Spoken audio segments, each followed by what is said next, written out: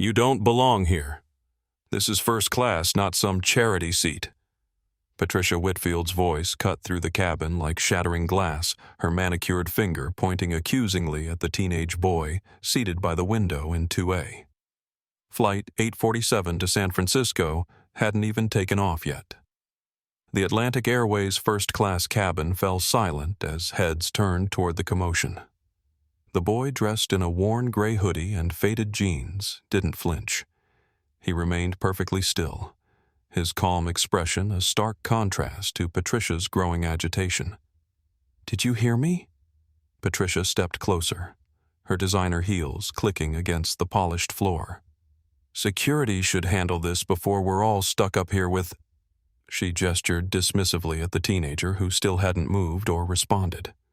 Gabriela Mendez, the lead flight attendant, approached with practiced caution. 8 years with Atlantic Airways had taught her that first-class confrontations required delicate handling, especially when they involved passengers like Patricia Whitfield, whose platinum loyalty card and weekly business flights made her a recognized regular. "Ma'am, is there a problem I can assist with?" Gabriela asked, positioning herself slightly between Patricia and the boy. "Yes, there is." Patricia's voice carried the sharp authority of someone accustomed to corporate boardrooms. "This person is clearly in the wrong section." She emphasized person with a subtle sneer. "I fly first class twice weekly, and I know when someone is in the wrong place." The boy finally looked up, his dark eyes revealing nothing as he quietly returned to the book in his hands. His lack of reaction seemed to further irritate Patricia, who pulled out her phone and began tapping the screen. "Good morning, everyone," she announced, to no one in particular. "Patricia here, and you won't believe what I'm dealing with on today's flight." She was broadcasting live on Instagram, her camera sweeping briefly toward the boy before returning to her own face. "I travel first class for business constantly." Patricia continued, her voice taking on the practiced tone of social media expertise. "And I can tell when someone clearly doesn't belong." Her viewer count began to climb 50, then 100, then more. Captain Thomas Blackwell's voice crackled over the intercom. "Ladies and gentlemen, we're experiencing a brief delay. Departure is pushed back approximately 10 minutes while we resolve a passenger seating issue." Patricia's eyes lit up at this announcement, taking it as validation. She aimed her phone camera toward the boy again, who remained absorbed in his reading material, seemingly unaware of or deliberately ignoring the drama unfolding around him. Other passengers were reacting in various ways. An elderly couple exchanged whispers, nodding slightly in agreement with Patricia. A young Hispanic mother across the aisle watched with growing disapproval, instinctively pulling her infant son closer. A businessman in an expensive suit glanced up from his laptop, initially annoyed by the disturbance, then interested in the unfolding drama. Ma'am Gabriela approached again, her professionalism intact despite her discomfort. "Perhaps we could discuss your concern privately." "There's nothing to discuss privately," Patricia replied, still recording. "That young man is obviously in the wrong seat. I need to see his boarding pass. I can't ask passengers to show their boarding passes to other passengers," Gabriela explained carefully. Patricia laughed, a sharp sound without humor. "Then you check it, because I guarantee he's supposed to be in economy. Just look at him." The boy was indeed an unlikely figure in first class. His sneakers were worn, his jeans had obviously seen better days, and his hoodie bore the logo of a local public high school. Nothing about his appearance suggested someone who could afford the 4-figure price tag of a first-class ticket. Gabriela turned toward the boy. "Sir, could I please see your boarding pass?" The young man looked up, his expression calm and measured. "Of course." His voice was surprisingly deep and steady for someone who appeared to be around 16. He reached into an inner pocket of his jacket, not his hoodie, but a simple black jacket underneath that Gabriela hadn't noticed before, and produced his boarding pass. The paper was different, heavier stock, platinum-colored instead of the standard blue. Gabriela glanced at it, her eyebrows rising slightly before her professional mask returned. "Thank you, sir. Everything appears to be in order." Patricia's face flushed. Let me see it. Ma'am, I cannot share another passenger's boarding information. This is ridiculous. Patricia's voice rose, and her Instagram audience was eating it up. Comments flooded in, mostly supportive. Stand your ground, Patricia. You're protecting everyone. Don't back down. The viewer count hit 300 as Patricia continued her broadcast. The young man remained silent, though his hand occasionally touched something in his jacket pocket, as if reassuring himself it was still there. I'm not trying to be difficult, Patricia announced to her growing audience, but airline security is everyone's responsibility, especially after everything that's happened in recent years. The implication hung in the air like smoke. The boy finally spoke, addressing Patricia directly. Ma'am, I understand your concern about safety, but I assure you I am exactly where I'm supposed to be. Something in his tone made Gabriella look at him more carefully. There was an authority there, a weight that seemed odd coming from someone so young. Patricia wasn't having it. Look, kid, I don't know how you got that boarding pass, but Flight 847 departure, now delayed 15 minutes, came the announcement. We apologize for the inconvenience. Patricia smiled triumphantly at her phone. See? They're taking this seriously. What she didn't know was that the delay had nothing to do with the boy's presence in first class. The captain had been making calls checking passenger manifests, confirming something that would soon change everything. The boy's phone buzzed with a text message. He glanced at it, and for just a moment something flickered across his face. Not worry exactly, more like anticipation. He typed back quickly, then slipped the phone into his jacket pocket, the same pocket where he kept something else. Something he hadn't shown to anyone yet. Elijah Reynolds kept his breathing steady as the woman continued her tirade.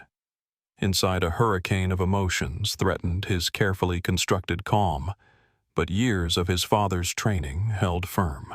Never let them see you sweat, William Reynolds Jr. had taught him since he was old enough to understand words. Your dignity isn't negotiable. Patricia Whitfield wasn't the first person to decide he didn't belong somewhere, and Elijah knew she wouldn't be the last.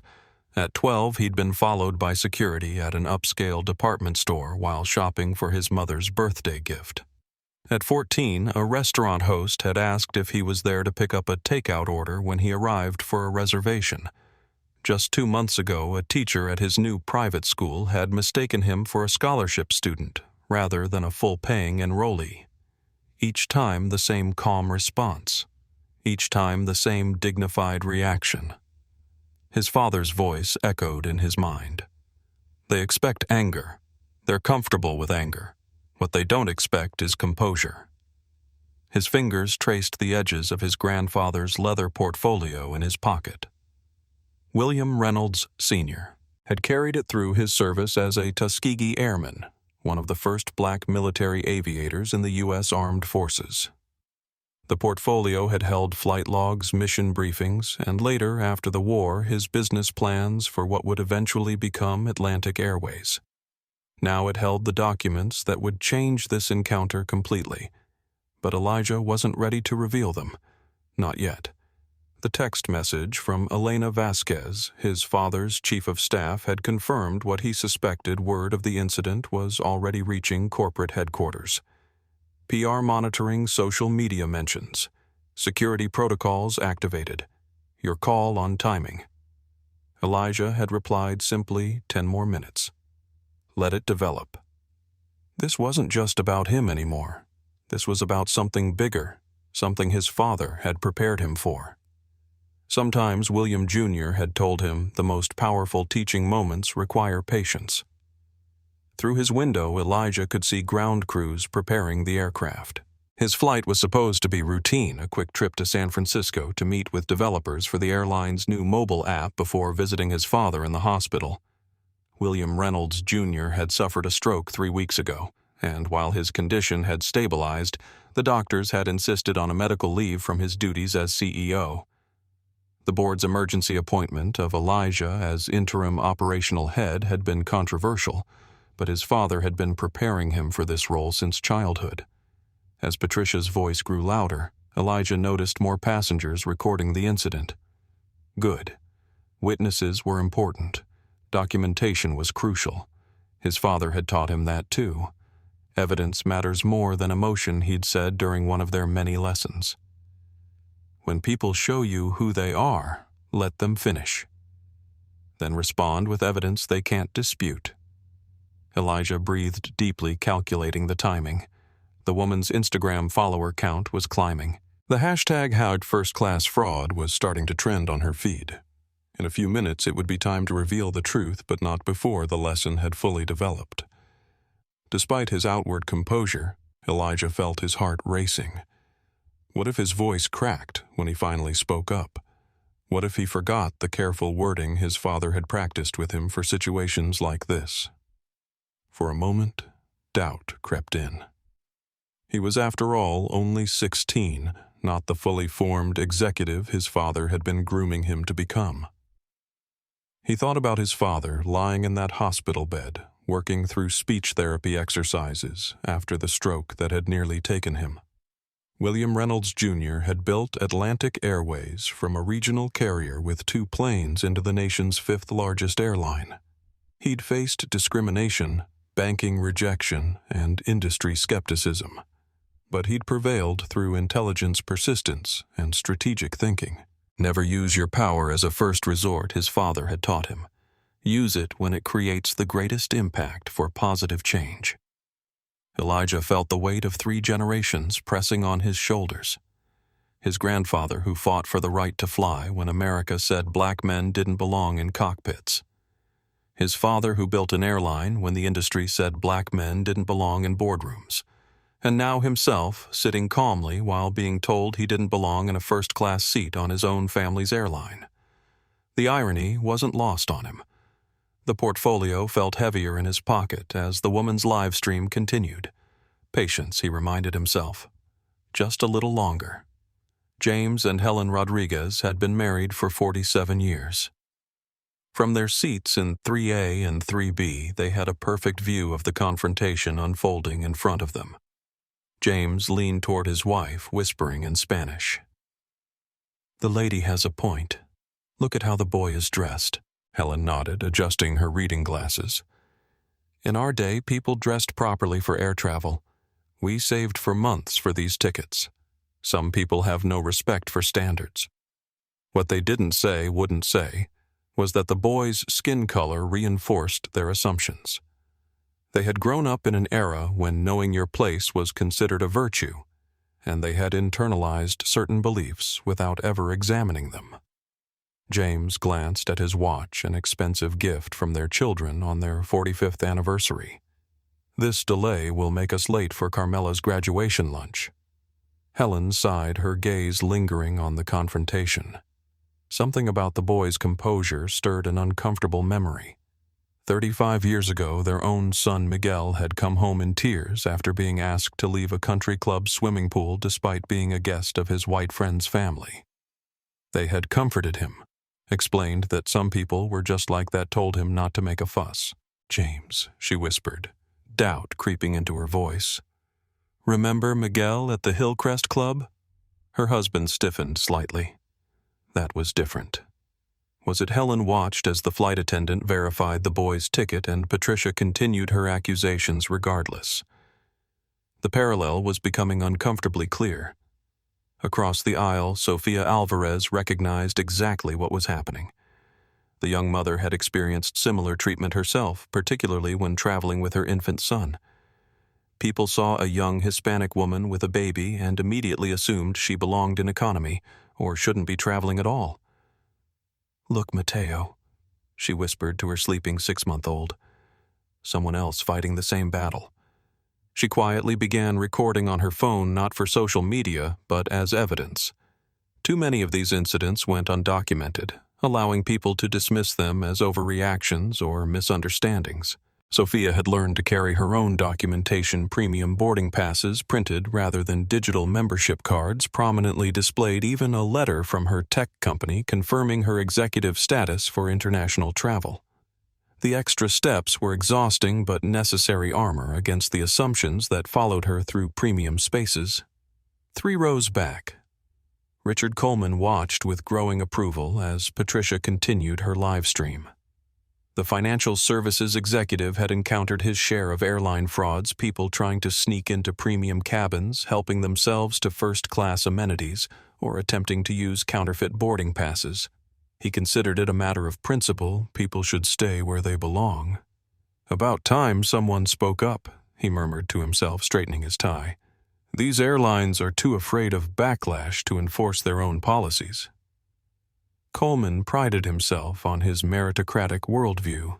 He had worked hard for his Success State College while holding 2 jobs, entry-level positions, steady promotions earned through dedication.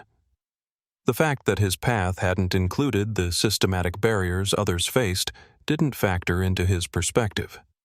In his mind, his first-class seat was earned, and others potentially were not. Meanwhile, Daniel Park was rapidly becoming a secondary chronicler of the incident.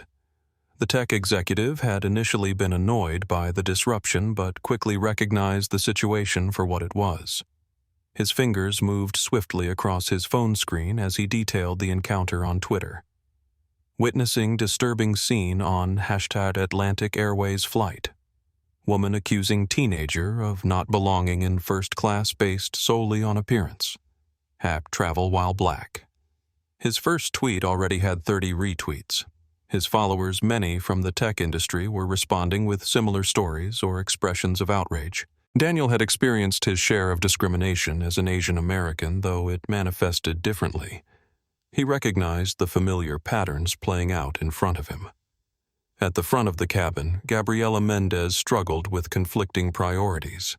Atlantic Airways training emphasized de-escalation and customer satisfaction, but which customer should she prioritize, the platinum-level frequent flyer making a scene, or the quiet teenager with the unusual boarding pass? Something about that boarding pass had caught her attention. It wasn't just the platinum color reserved for the airline's highest-tier passengers. It was the code printed in the corner, an executive authorization she'd only seen once before when the airline's vice president had flown on her route. First Officer Michael Vega observed the commotion from the cockpit doorway. Captain Blackwell had sent him to assess the situation while he communicated with ground operations. "What's the status?" Michael asked Gabriela quietly. "Passenger dispute," she replied. "Ms. Whitfield is questioning the young man's right to be in first class. I've verified his boarding pass. He's authorized." Michael frowned. "That's it. That's what's delaying us. She's live streaming it. It's escalating." Michael glanced at the teenager who sat calmly despite the commotion. Something about the young man's composure struck him as unusual. Most passengers would be flustered, angry, or defensive in this situation. This kid seemed almost expectant, like he was waiting for something. "Captain's on the phone with someone from corporate," Michael said. "Seems unusually concerned about this particular situation." Ground Supervisor Anthony Torres pushed through the jetway door, clipboard in hand. 22 years with Atlantic Airways had taught him to handle delicate situations with diplomacy, but the urgency of the call from operations had alarmed him. "What's the situation?" he asked Gabriela, his voice low. Before she could answer, Patricia turned her camera toward him. Finally, "Someone with authority. This person is clearly in the wrong section. I need you to check his credentials." Anthony glanced at his tablet, scrolling through the passenger manifest. His expression remained neutral, but internally alarm bells were ringing. The name highlighted on his screen, Elijah Reynolds, had appeared in a company-wide memo just 3 weeks ago, though few had paid attention to the significance at the time. If this was the same Elijah Reynolds, this situation had just become far more complicated than a simple seating dispute. Patricia's Instagram Live had taken on a life of its own. The viewer count pushed past 1,200, with comments streaming in faster than anyone could possibly read them. What had begun as a localized incident was rapidly becoming a viral moment, spreading beyond her followers to wider social media. "I'm still waiting for someone to verify this supposed first-class ticket," Patricia announced to her audience camera, trained on Anthony Torres as he reviewed his tablet. Amazing how long it takes to confirm what's obviously a mistake. Behind the scenes of her broadcast, complex algorithms were amplifying the conflict. Instagram's engagement metrics registered the rapid increase in comments shares and viewer count, automatically pushing the live stream to suggested feeds. Content moderation bots flagged potential racial keywords but rated the stream below intervention thresholds. Meanwhile, third-party aggregation services were already clipping the most contentious moments for redistribution across platforms. The hashtag #FirstClassRacism had begun trending in direct opposition to Patricia's own #FirstClassFraud tag. Daniel Park's Twitter thread had expanded to 15 posts each, detailing a new development in the confrontation. His following, primarily tech industry professionals and journalists, had amplified his coverage to over 25,000 views in mere minutes. Flight attendant has verified teen's ticket. Woman still insisting he doesn't belong. Ground supervisor now involved. #FirstClassRacism. Atlantic Airways. In Atlantic Airways' corporate headquarters, the social media monitoring team had activated crisis protocols. Elena Vasquez, Chief of Staff to CEO William Reynolds Jr., watched the real-time analytics with growing concern. The airline's mention rate had spiked 4,000% in the last 20 minutes, with sentiment trending sharply negative. "Get me direct access to Captain Blackwell," she instructed her assistant, "and prepare a preliminary statement acknowledging the situation without specifics." The PR team had already identified Patricia's live stream and was recording it for internal review. Legal counsel had been notified with particular attention to potential civil rights violations and brand damage assessment. Back on the aircraft, the atmosphere had grown increasingly tense. The latest delay announcement, Flight 847, now delayed approximately 25 minutes, had prompted groans from economy passengers, many of whom had no idea about the drama unfolding in first class. "Security needs to handle this now," Patricia insisted, her voice carrying throughout the cabin. "We have schedules to keep." Anthony Torres maintained his professional demeanor despite his growing discomfort. The passenger manifest confirmed his suspicions. The name, the authorization code, the notation next to the booking all pointed to what he now suspected but could hardly believe. His 22 years with the company might not survive the next 10 minutes if he mishandled this situation. "Sir," he addressed Elijah directly, "could I please see your identification and boarding pass?" Elijah reached for his wallet with deliberate calm. As he did, something fell from his jacket pocket, a leather portfolio, expensive-looking despite its worn edges. He quickly retrieved it, but not before several passengers noticed the embossed logo on the front, the distinctive Atlantic Airways emblem, but in a design variant reserved for executive-level materials. "Here you go." Elijah handed over his driver's license and boarding pass. Anthony studied them carefully, his expression shifting almost imperceptibly. He looked at Elijah again, then back at the documents, then at his tablet. Patricia's live stream captured his growing discomfort as his fingers scrolled urgently through additional passenger information. "This is taking too long," Patricia announced to her audience, now numbering over 1,500 viewers. "How hard is it to verify a fake ticket?" Airport security officers Teresa Gonzalez and Brian Walker appeared at the aircraft door responding to the call about a passenger dispute. They surveyed the scene with professional caution. Ma'am, Anthony said slowly, addressing Patricia, "I need you to lower your voice and end your live stream." "Absolutely not," she replied. "This is America. I have rights." Sophia Alvarez had heard enough. "You have the right to be racist on social media," she called out, her sleeping baby now stirring from the commotion. "That's not a right I'd be proud of." "Racist?" Patricia whirled around her camera, capturing her indignant expression. "This has nothing to do with race. This is about proper procedures and airline security. I'd question anyone who looked out of place." But her face had flushed deeper, her voice climbing to a pitch that betrayed exactly what this was really about. Helen Rodriguez nudged her husband, speaking quietly but firmly in Spanish. "James, this isn't right. That woman is doing to this boy exactly what they did to Miguel." James shifted uncomfortably. "We don't know the full situation." "We know enough," Helen replied, then surprised her husband by raising her voice to address Patricia directly. "Excuse me, but the flight attendant already checked his ticket.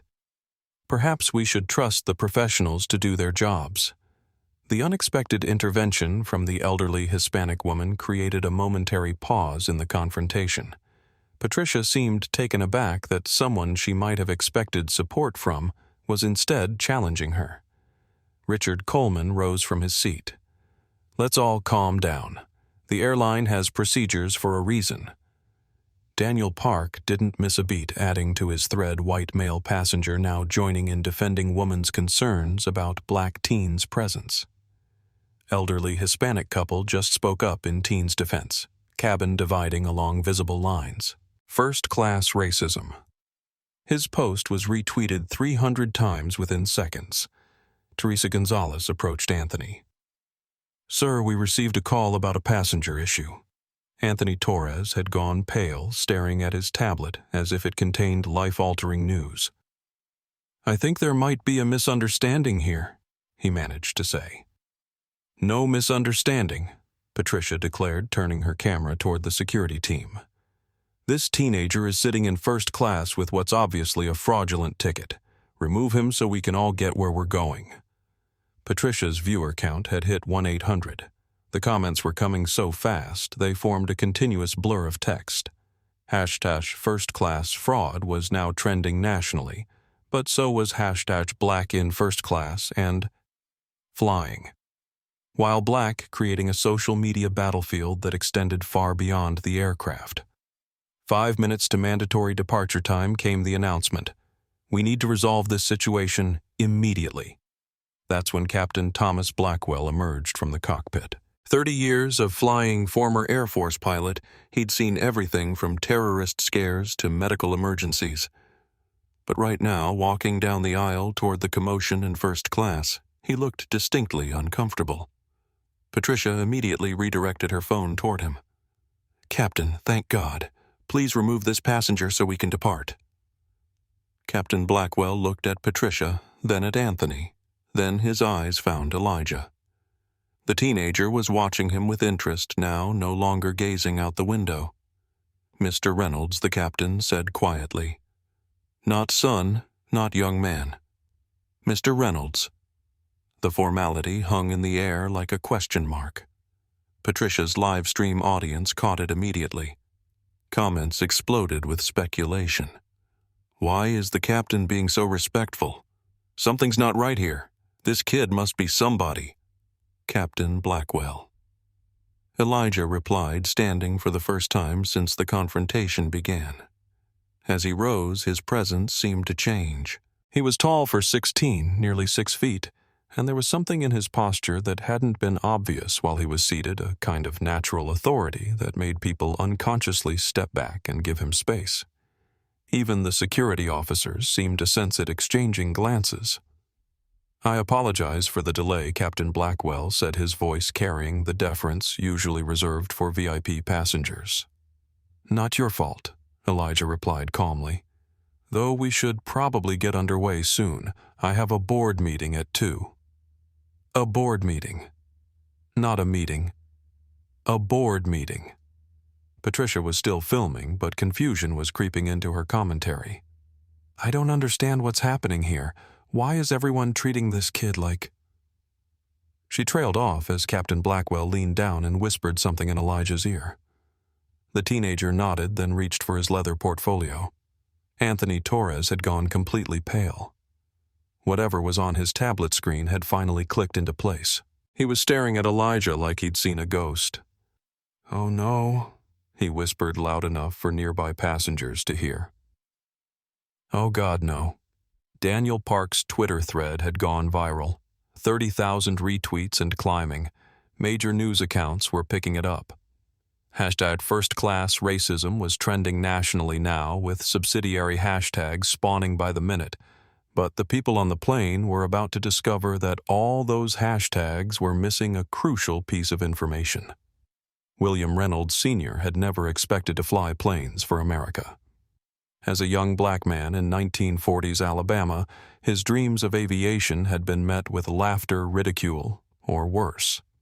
But history had other plans. The Tuskegee Airmen program, the Army Air Force's segregated unit for black pilots, had given him his chance.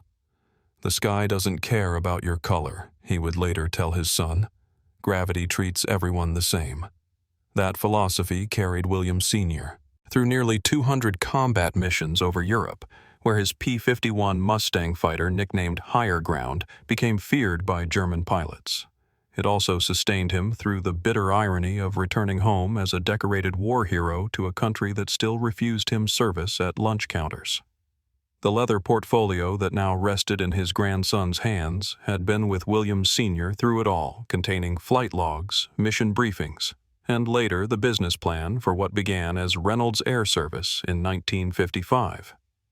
2 small planes offering charter flights between underserved southern communities operating from airfields that wouldn't turn away a black-owned business. William Reynolds Jr. inherited both the portfolio and his father's determination. Under his leadership, Reynolds Air Service expanded to scheduled flights, then regional routes, eventually merging with Atlantic Regional to form Atlantic Airways in the late 1980s.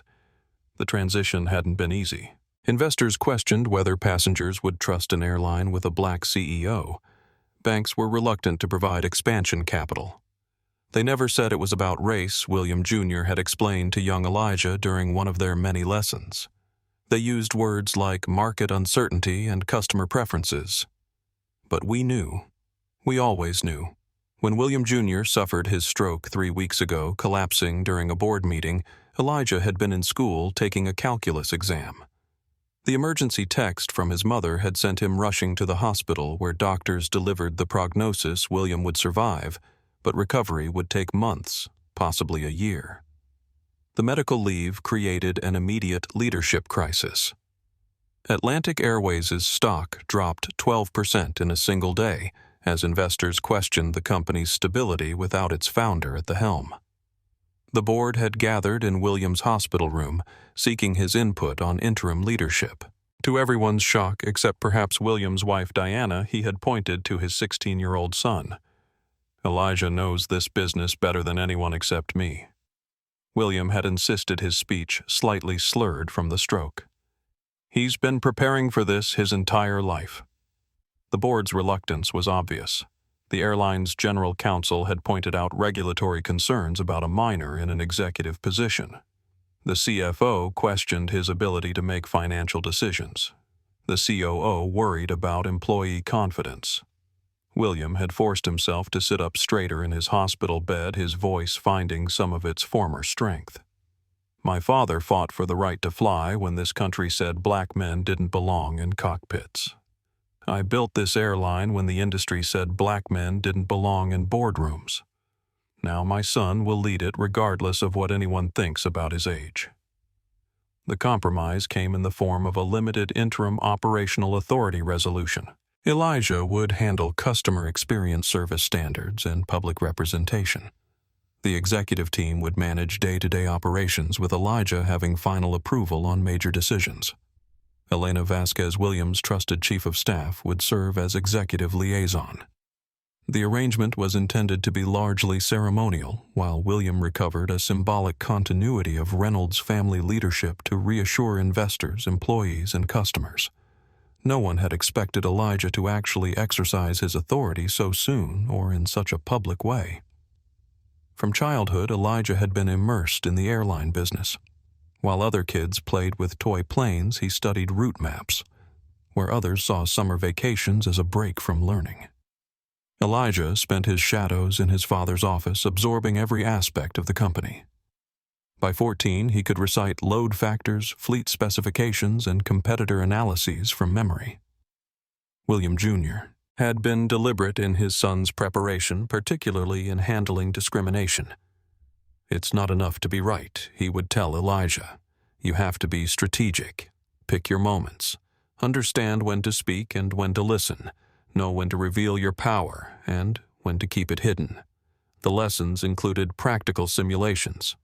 William would take Elijah to high-end stores dressed in casual clothes, quietly observing how security followed them. They would book restaurant reservations, arrive separately, and note the different treatment. William would deliberately book economy tickets, then watch how gate agents responded to upgrade requests. Observe everything he instructed. The facial expressions, the tone changes, the body language. These are the subtle signals people send when they've decided you don't belong. The most important lesson came after each experience, the debrief. William never encouraged anger or resentment. Instead, he focused on analysis and strategy. Anger is easy, he would say. Anyone can be angry. The real power lies in maintaining your dignity while helping others recognize their prejudice. But this theoretical training hadn't fully prepared Elijah for the reality of being in charge. Since his interim appointment, he'd struggled with doubts he couldn't share with anyone. At night alone in his room, he would sometimes feel the weight of responsibility crushing him. What if he made decisions that cost people their jobs? What if the stock continued to fall under his leadership? What if he simply wasn't ready? His friends knew nothing about his new role. To them, he was still just Elijah, the quiet kid who was good at math and sometimes missed weekend plans because of family obligations. His dual existence, high school junior by day, airline executive by night, created a strange isolation he wasn't prepared for. The Reynolds family dinner table had become a de facto board meeting with Elijah, briefing his mother and sister about the day's corporate developments while other families discussed homework and sports practices. His older sister Zoe, studying aerospace engineering at Stanford, had cut short a semester abroad to help support the family during the transition. These complexities were invisible to Patricia Whitfield, who saw only what she expected to see a teenager who didn't match her mental image of a first-class passenger. For Patricia, prejudice wasn't something she consciously acknowledged. Raised in an affluent suburb with minimal diversity, educated at exclusive private schools, and employed by a marketing firm where she was one of 24 white executives, Patricia had never been forced to confront her biases. She considered herself progressive, even enlightened. She supported the right causes on social media. She had once attended a black colleague's wedding. She never used racial slurs and corrected others who did. In her mind, these surface-level behaviors absolved her from deeper examination.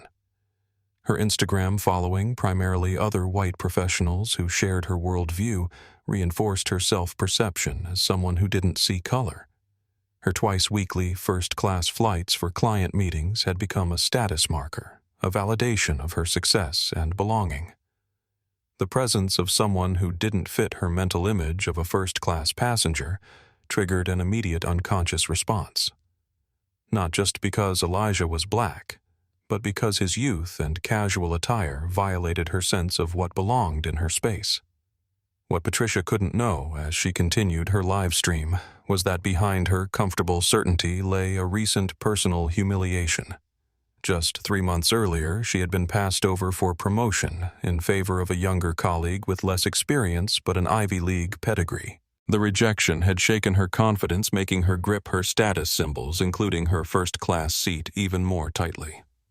As the confrontation on Flight 847 escalated, neither Patricia nor the watching passengers realized they were witnessing the convergence of 3 generations of struggle and preparation, all contained in the leather portfolio Elijah now held in his hands. "Ladies and gentlemen," Elijah said, his voice carrying clearly through first class and into the rows behind. "I apologize for the disruption to your travel today." Something in his tone made everyone stop talking. Even Patricia's stream went quiet, her audience of nearly 2,000 viewers hanging on every word. "There seems to be some confusion about my presence on this aircraft," Elijah continued. He pulled a single document from his portfolio, holding it so everyone could see the official letterhead. "I'd like to clear that up now." Anthony Torres was backing away, his face a mask of horror as he realized what was about to happen. 22 years with the company, and he was about to witness a career-ending moment. Patricia stepped closer with her phone, determined to capture whatever document this teenager thought would save him from embarrassment. "This better be good," she muttered to her audience, not realizing her microphone was picking up everything. It was about to be better than she could possibly imagine, and infinitely worse than she could possibly survive. Elijah held the document up so everyone in first class could see the official letterhead. The logo was unmistakable, the same one that appeared on every safety card, every piece of airline literature, every employee badge in the cabin. "This is a board resolution," he said quietly, "dated 3 weeks ago." Patricia zoomed in with her phone, trying to read the text. Her audience was at peak attention. Over 2,200 viewers, now comments flying faster than humanly possible to read. Effective immediately. Elijah continued upon the medical leave of CEO William Reynolds, Jr. Due to stroke-related complications, interim operational authority is transferred to... He paused, looking directly at Patricia's camera. "Elijah Reynolds III. That's me." The silence that followed was absolute. Anthony Torres dropped his tablet. It clattered to the floor, the sound echoing through the cabin like a gunshot. His face had gone from pale to ashen, the color of someone watching their career implode in real time. Patricia's phone kept recording, but no words came out of her mouth. Her face cycled through expressions: confusion, disbelief, horror, the slow dawning realization of what she'd just done. Her viewer count was climbing past 200 to 500, but the comments were no longer supportive. Furthermore, Elijah continued, his voice still calm, but now carrying unmistakable authority. The resolution grants full authority over personnel decisions, operational procedures, and customer service policies during the transition period. Captain Blackwell stood at attention now, not the nervous deference from before, but full military bearing. 30 years of flying had taught him to recognize command presence, and this teenager possessed it in abundance. Gabriela Mendez had gone pale. 8 years of customer service experience, and she'd never seen anything like this. Her training manual had no section on what to do when a passenger turns out to be your CEO. The security officers exchanged glances, suddenly unsure why they'd been called. The problem passenger they'd come to remove was now looking more like the person who signed their paychecks. Daniel Park's Twitter fingers were flying. His thread was exploding across social media. Breaking. The teenager accused of fraud is actually the interim CEO of the airline. This is the most insane thing I've ever witnessed on a plane. Hashtag first class racism. Atlantic Airways. The tweet was retweeted 500 times in 30 seconds. In economy class, passengers were straining to hear what was happening. Flight attendants were whispering urgently among themselves. Word was spreading through the aircraft like wildfire. Something unprecedented was happening in first class. The elderly couple who'd been whispering support for Patricia were now looking at each other in shock. Helen Rodriguez gripped her husband's hand, her earlier suspicions confirmed. "James," she whispered, "this is exactly like Miguel's situation, but with very different power dynamics." James nodded slowly, the parallel impossible to ignore now. That's impossible," Patricia finally found her voice. "You're just a kid. This is some kind of joke." Her Instagram Live comments were brutal now. "Delete this stream. You're finished. This kid owns the airline." Screenshots were being taken faster than she could process what was happening. Elijah reached back into his portfolio and pulled out a second document. "Here's yesterday's Wall Street Journal," he said, unfolding the business section. Page 1 of the business section. He held it up. The headline read, "Atlantic Airways CEO suffers stroke. Son prepared for interim role." Below it was a photo of Elijah in a suit standing beside his father in front of an Atlantic Airways plane. The resemblance between them was unmistakable. The article, Elijah continued, his voice carrying the confidence of someone who'd grown up in boardrooms, mentions that the transition has been planned for months, that I've been shadowing executives, attending strategy meetings, learning operations from the ground up. Patricia's hands were shaking so badly she could barely hold her phone steady. Her live stream was chaos. People were joining just to watch the meltdown, sharing the link across every platform imaginable. But the people watching in person were experiencing something different. This wasn't just about a mistaken identity anymore.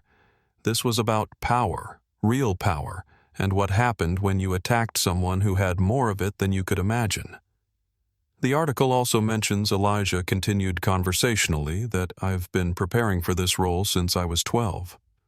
Board meetings, operational training, financial analysis, customer service evaluation. My father believed in learning the business from the ground up. He gestured around the cabin with a slight smile, including understanding what our customers experience when they fly with us, especially customers who might not look like traditional first-class passengers. The implication hung in the air like smoke. Anthony Torres was hyperventilating. 22 years with the company. His pension was 18 months away. His daughter was starting college in the fall, and he had just publicly humiliated the person who could end his career with a phone call. "Mr. Reynolds," he stammered, his voice breaking. "Sir, I didn't know. I was just trying to follow protocol." "Of course you didn't know," Elijah replied, his tone neither angry nor forgiving, just matter of fact. "How could you? I was just a black kid in a hoodie sitting where someone like me wasn't supposed to be." The words landed like physical blows. Patricia was still filming, but her commentary had stopped entirely. The comments on her live stream had turned vicious. People were screenshotting her profile, sharing her employer information, calling for boycotts of her company. Sofia Alvarez was recording too, now her phone capturing Patricia's meltdown for her own social media followers. "This is why you mind your own business," she whispered to her camera. "Karma is real, y'all." Other passengers were frantically Googling Elijah Reynolds, Atlantic Airways CEO. The results were overwhelming. Business journals, aviation industry publications, press releases. The kid they'd been watching get humiliated was part of a family worth an estimated $2.7 billion. Ma'am, Elijah addressed Patricia directly, his voice cutting through the chaos of her collapsing live stream. "You said I don't belong in first class. You said I was obviously lying about your ticket. You said airline security was everyone's responsibility." Patricia nodded mutely, still holding her phone but no longer able to speak to her audience. "You also said this had nothing to do with race," Elijah continued. "That you'd question anyone who looked out of place." He paused, letting that statement settle over the cabin. "I'm curious about that because earlier today I watched you board this aircraft." He walked past a man in first class wearing flip-flops, board shorts, and a tank top that says "Spring Break Forever." You didn't question his presence. Patricia's eyes darted toward the passenger Elijah was describing. He was indeed dressed exactly as stated, looking like he'd come straight from a beach vacation. He was now sinking lower in his seat, clearly uncomfortable with the attention. "You also passed a woman traveling with 3 small children, all of whom were climbing over the seats during boarding. You didn't suggest she might have the wrong tickets." True again. The woman in question was now staring at Patricia with obvious disgust, her arms protectively around her children. "There's a man in row 2 wearing a tracksuit and gold chains counting cash openly. You didn't find that suspicious. Every passenger Elijah mentioned was real, their presence confirming the selective nature of Patricia's security concerns. But a black teenager reading quietly in his assigned seat, bothering no one, making no noise, that was the security threat that required live streaming and public humiliation." Patricia tried to speak, but only a whisper came out. I didn't know." Elijah's phone vibrated with incoming messages. He glanced at the screen, briefly noting alerts from Elena Vasquez. The corporate response was now fully activated. PR was monitoring social media metrics. Legal was assessing potential liabilities. The board had been notified. Mr. Reynolds. Captain Blackwell said formally, his military bearing now complete. "What are your instructions, sir?" It was the question everyone was waiting for. Patricia's career, Anthony's pension, the flight itself, everything hung in the balance. Elijah looked around the cabin, meeting the eyes of every passenger who'd been watching the confrontation. The power dynamic had shifted so completely that people who'd been filming him were now averting their cameras as if suddenly aware they were in the presence of royalty. For a brief moment, Elijah felt a wave of uncertainty. His father would know exactly what to do in this situation, but he was still finding his way. He could feel the weight of everyone's expectations, the passengers, the crew, the invisible audience watching through social media. What if he made the wrong decision? What if he couldn't live up to the Reynolds legacy? He took a deep breath, pushing the doubt aside. This wasn't just about him or Patricia. This was about setting a precedent that would affect countless passengers who looked like him but didn't have his resources or authority. The moment required both justice and wisdom. Patricia Whitfield's mind reeled as reality crashed down around her. The phone in her hand felt suddenly heavy, its live stream now a damning record of her behavior, rather than the validation she'd sought. Her carefully constructed self-image, successful executive, frequent first-class traveler, social media influencer, was disintegrating in real time. "This isn't happening," she whispered, her voice barely audible over the ambient noise of the aircraft. But it was happening. The evidence was incontrovertible, the board resolution, the newspaper article, the obvious deference of the airline staff, and most damning of all, her own recorded words. Her thoughts raced through stages of denial with frightening speed. First came disbelief. This had to be an elaborate prank, some kind of reality show stunt. Perhaps the airline was filming a training video about discrimination. But Captain Blackwell's rigid posture and Anthony Torres's ashen face confirmed this was all too real. Next came anger, flaring hot and desperate. How was she supposed to know who this kid was? He didn't look like an executive. He wasn't wearing a suit. He didn't have bodyguards or assistants. He hadn't identified himself. This was his fault for the deception. But even as these thoughts formed, Patricia recognized their hollowness. The live stream comments scrolling past her screen echoed what her conscience already knew. She had made assumptions based solely on appearance, and those assumptions had been catastrophically wrong. "The kid owns the airline. You're finished. Your company is going to fire you by tomorrow. This is the most expensive mistake I've ever seen someone make." Bargaining began as her breathing quickened. Maybe she could explain this away. Everyone makes mistakes. She was just concerned about security. She'd apologize, of course, make it clear this was all a misunderstanding. She would emphasize her progressive values, her support for diversity initiatives, her black friend from college. But Elijah Reynolds's measured gaze told her that superficial apologies would not suffice. This wasn't a moment for damage control. This was a reckoning. Depression crashed over her as the full implications crystallized. Her company would see this. Her clients would see this. Her family would see this.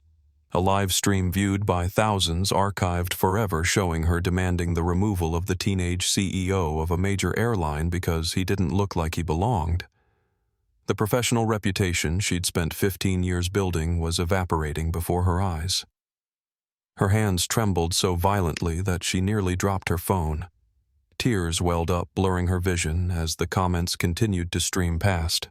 Her follower count was actually decreasing in real time as people disconnected from her in disgust. "I didn't mean," she began, but the words died in her throat. What exactly hadn't she meant? To assume a black teenager didn't belong in first class? To publicly humiliate him? To demand his removal? She had meant all of those things, and the realization was devastating. Beneath the surface, humiliation lay a deeper, more painful truth. 3 months ago, when she'd been passed over for promotion, her boss had cited concerns about her interpersonal approach and collaborative style. She'd dismissed the feedback as corporate jargon masking favoritism for her younger Ivy League colleague. But now, watching herself through the lens of her own live stream, she glimpsed what others might have seen all along: entitlement, quick judgment, casual cruelty, dressed as concern. Sweat beaded on her forehead as physical symptoms of panic set in. Her heart pounded in her chest. The cabin suddenly felt too warm, too small, too crowded with judging eyes. The phone in her hand continued broadcasting her unraveling to an audience that had swelled beyond 3,000 viewers, many joining specifically to witness her downfall. Richard Coleman, who had supported her earlier, now stared straight ahead, pretending he'd never been involved. The elderly couple who had nodded along with her accusations were now engaged in an intense, whispered conversation, the wife appearing to rebuke her husband. She was utterly alone in a crowd of witnesses. Patricia's gaze fell to the floor as the final stage acceptance began to take hold. This was happening. It was real. There would be consequences. There should be consequences. "Ms. Whitfield." Elijah's voice startled her. She looked up, tears now flowing freely down her cheeks. "Your Instagram Live currently has 245 viewers," he said, his voice neither cruel nor kind. "That's not counting the shares, the clips being extracted, or the screenshots circulating on other platforms. Your full name is visible on your profile, as is your company affiliation." He wasn't threatening her. He was simply stating facts. Somehow that made it worse. The incident is being covered on Twitter by multiple users, including a tech executive with significant following. News outlets have been alerted. By the time we land in San Francisco, this will be a national story. Patricia's tears came faster now, her breathing shallow and quick. The enormity of what she had done, what she had lost, crashed over her in waves. Why she whispered the question directed as much to herself as to Elijah. Why did I do this? The cabin fell silent, waiting for her answer to her own question. It was the most honest moment of the entire confrontation, a woman facing the prejudice she had never acknowledged even to herself. Because she said, her voice breaking, because I saw a young black man in casual clothes, and I assumed. The confession hung in the air, raw and painful and true. You assumed what Elijah prompted gently, that you couldn't afford first class, that you were trying to scam the system, that you didn't belong here with people like me. The admission fell like a stone into still water. Patricia's shoulders slumped as she finally spoke the truth that had been driving her behavior all along. "And why did you make those assumptions?" Elijah asked, his voice still calm but insistent. Patricia was crying harder now, but she was finally being honest. "Because that's what I've been taught to think. What I've always thought. That people who look like you don't belong in spaces like this." Elijah nodded slowly. "Thank you for being honest." He turned to address the entire cabin, his voice carrying to the passengers in economy who were straining to hear. "What we're witnessing isn't about one passenger or one incident. It's about assumptions. The belief that certain people don't belong in certain spaces. The confidence to act on those assumptions publicly." Patricia's live stream continued capturing everything, but she was beyond caring about damage control now. The truth had already been exposed not just to her audience, but to herself. For the first time, Patricia Whitfield was seeing herself clearly, and the reflection was devastating. Behind her carefully constructed professional identity and social media persona lay a person who had never truly examined her own biases. She had created a version of herself, progressive, fair-minded, not seeing color, that bore little resemblance to her actual behavior.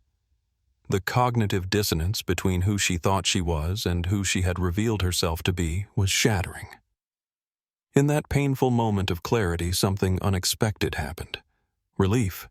The exhaustion of maintaining her false self-image gave way to the strange liberation of finally confronting the truth. It hurt. It hurt terribly, but it was real in a way her previous self-conception had never been. Whatever came next, career implosion, public shaming, personal reckoning, At least it would be built on something authentic rather than comfortable self-deception. Elijah Reynolds stood at his full height now, no longer the passive teenager trying to avoid conflict, but the interim CEO of a major airline addressing a critical situation. When he spoke, his voice carried the natural authority that came from years of preparation. "Captain Blackwell," he said, "what's our current departure status?" "We're approximately 28 minutes behind schedule, sir," the captain replied. "Ground operations is holding our departure slot for another 15 minutes before we'll need to request a new clearance." Elijah nodded, then turned to address the gathered crew and security personnel. "Let's be clear about what's happening here. This isn't just about a seating misunderstanding. This is about a passenger being profiled, recorded without consent, and publicly humiliated based on appearance." He pulled out his executive phone, not an iPhone like most teenagers carried, but a secure device with corporate access, and opened an app that displayed real-time company data. Atlantic Airways processes approximately 837,000 passengers weekly across 247 daily flights. We generate $47.8 billion in annual revenue. We employ 127,000 people worldwide. The numbers landed with the weight of absolute authority. This wasn't just a rich kid with a trust fund. This was someone who controlled an empire. Yet despite his outward composure, Elijah felt his mouth go dry. The statistics were his father's favorite way to establish control in tense situations. William Reynolds Jr. had used them countless times in board meetings and press conferences. But reciting them now, Elijah heard his own voice waver slightly on billion.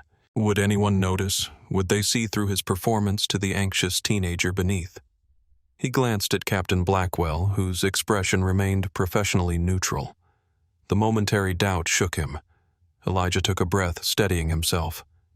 He could do this. He had to do this. This morning's incident, which is now being viewed by millions across social media platforms, represents a fundamental failure not just in our training or policies, but in our underlying culture. Anthony Torres stared at the floor, unable to meet Elijah's gaze. Gabriela Mendez stood straighter, recognizing the gravity of the moment. The security officers remained silent now, understanding they had been called to handle the wrong problem. "Ms. Whitfield." Elijah said, his voice gentler but still firm. "You made assumptions about me based on my appearance. You live-streamed those assumptions to thousands of people. You turned a routine flight into a public humiliation." She nodded, tears streaming down her face, her phone still recording her own breakdown. "But more than that, you revealed something about how we as a company have failed.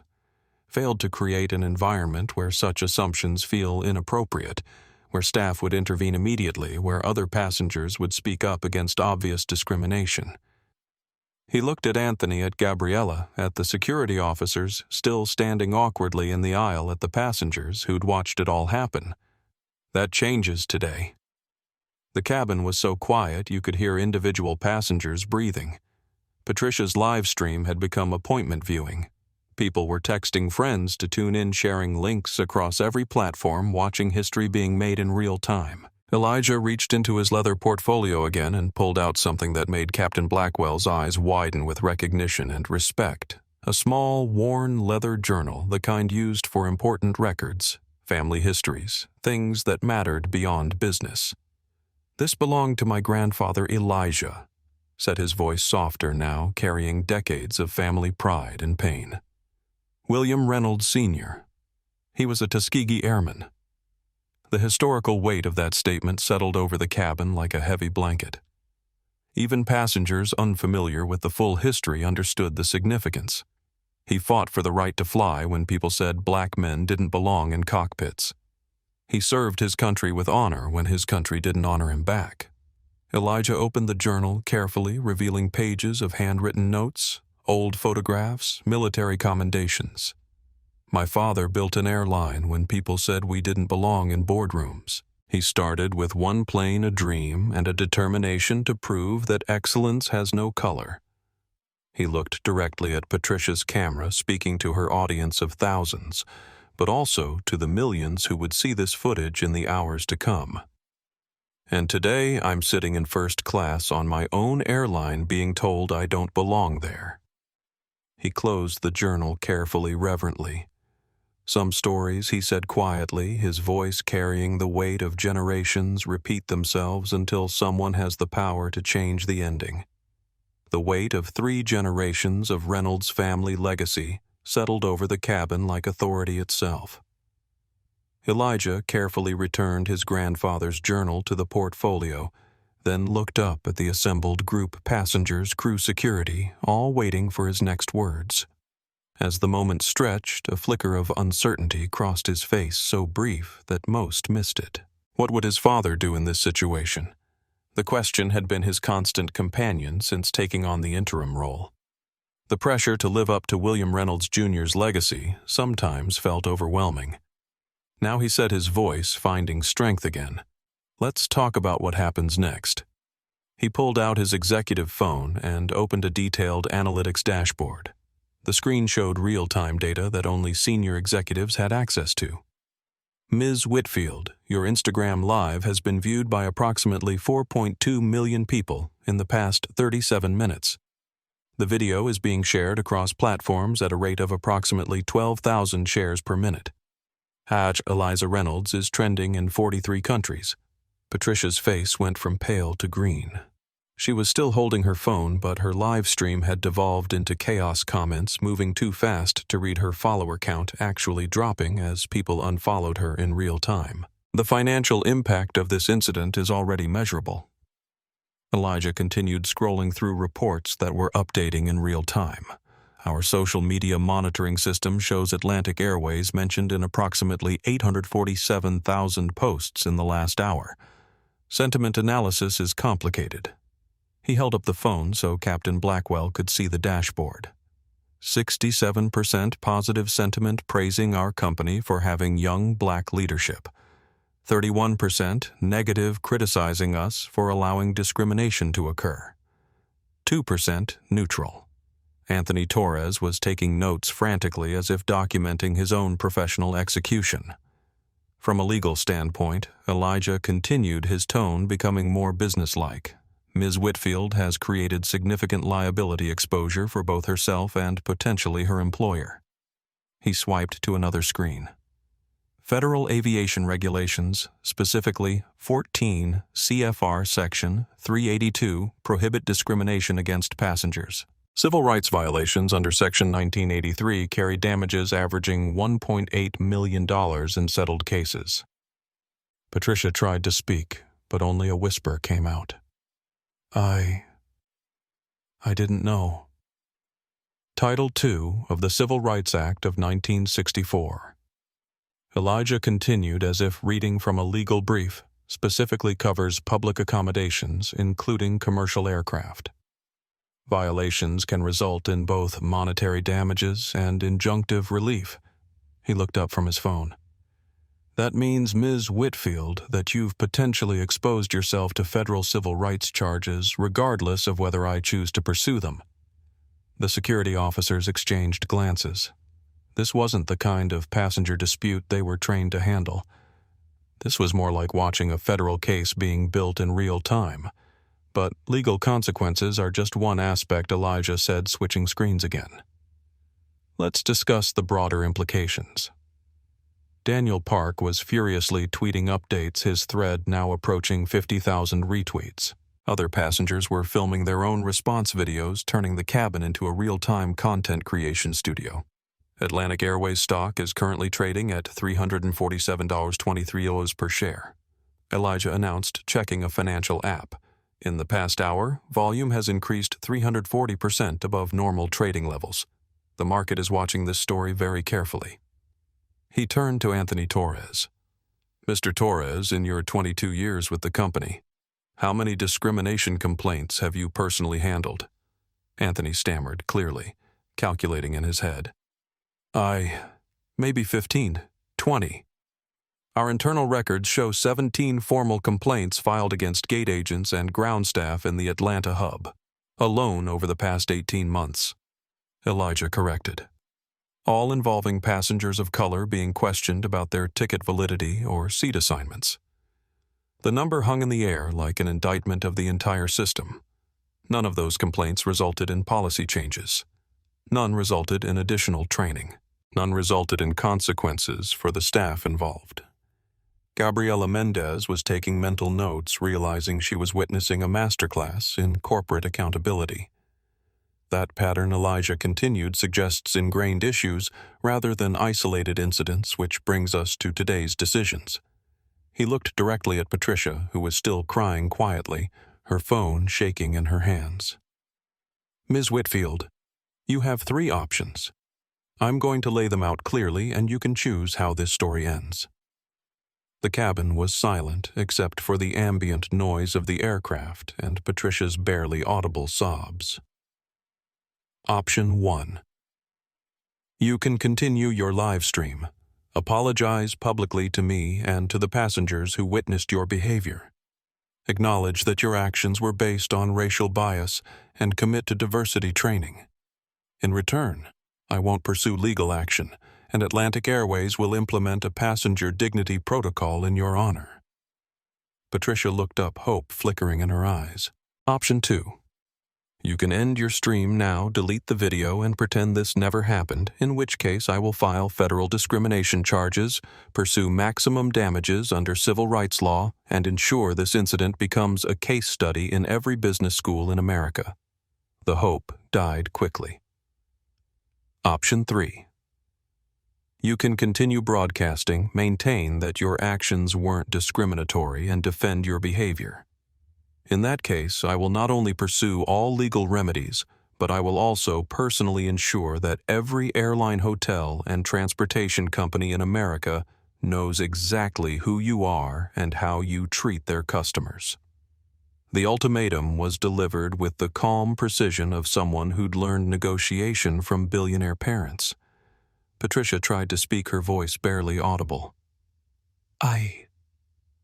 What do you want me to say? I want you to tell the truth. Elijah replied simply. To your audience, to these passengers, to yourself. Why did you single me out? What was it about my appearance that made you assume I didn't belong in first class? The question hung in the air like a challenge. Patricia's live stream was still running, still being watched by thousands of people, still recording her potential redemption or complete destruction.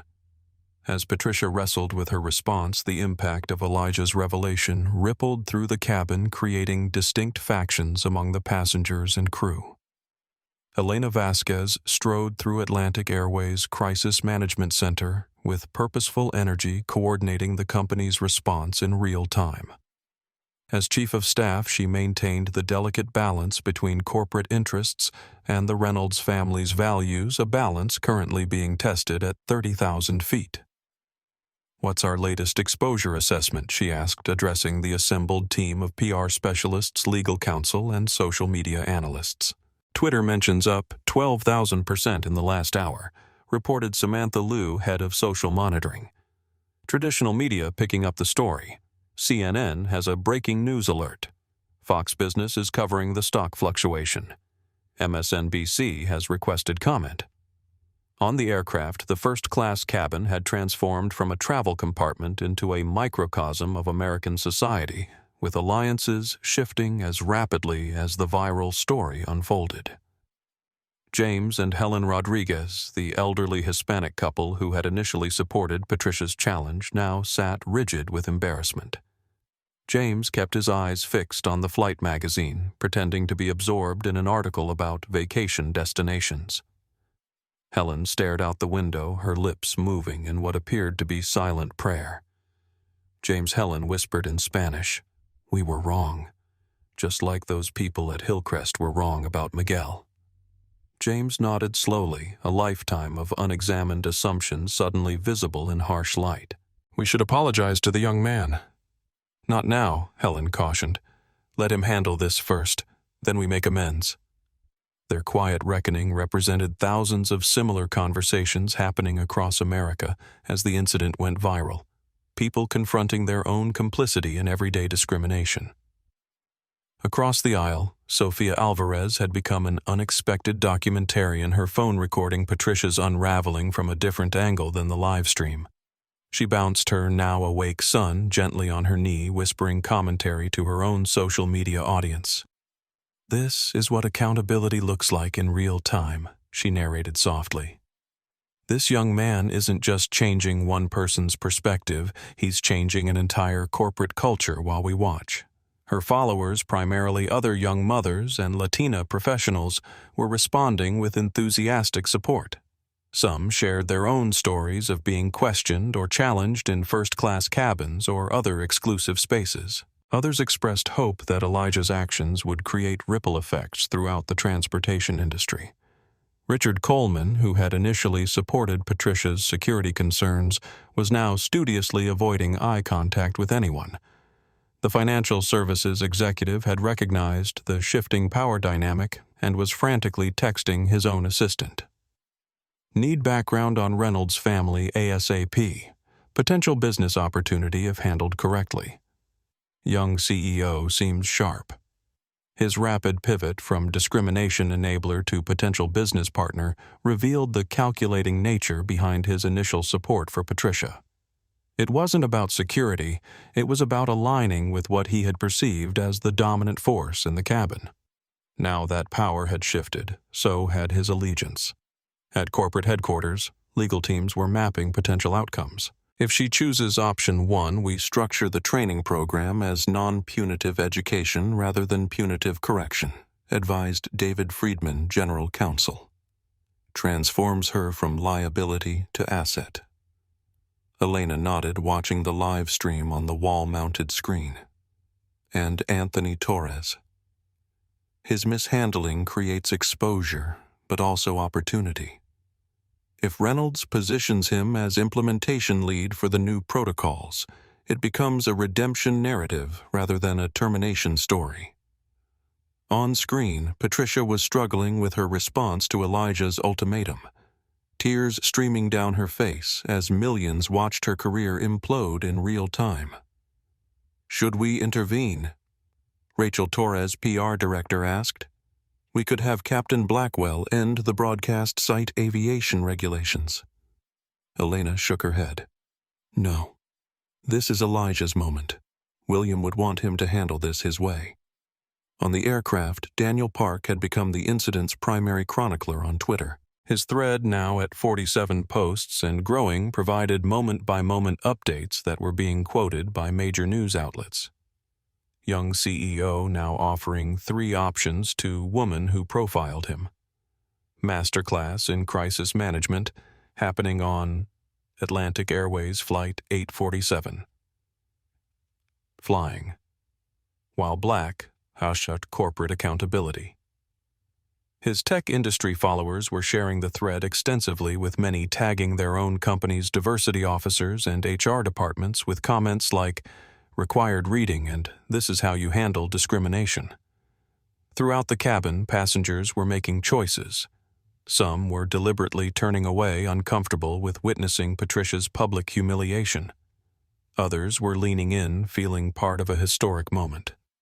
A few were quietly deleting their own social media posts, supporting Patricia from earlier in the confrontation, trying to erase their involvement. The flight attendants moving through the cabin felt the shifting dynamics acutely. Those who had initially hesitated to challenge Patricia now appeared overly solicitous toward Elijah, offering water, adjusting his seat, ensuring his comfort. Their sudden attentiveness wasn't lost on the other passengers, who noted how quickly service standards adjusted once power was revealed. As Patricia considered her options, the cabin held its collective breath. Her decision wouldn't just determine her own fate, it would reveal something essential about accountability, redemption, and the possibility of genuine change in the face of undeniable truth. The microcosm that had formed in first class was in many ways a perfect reflection of the larger societal reckoning happening outside the aircraft, a test of whether acknowledging bias could lead to meaningful transformation, both personal and institutional. The silence in first class seemed to stretch endlessly as Patricia Whitfield faced the 3 options Elijah Reynolds had presented. Her live stream continued broadcasting her tear-stained face to an audience that had swelled beyond 4,000 viewers, all waiting for her response. "I choose option 1, she finally whispered, her voice barely audible over the ambient noise of the aircraft. Elijah nodded once, acknowledging her decision.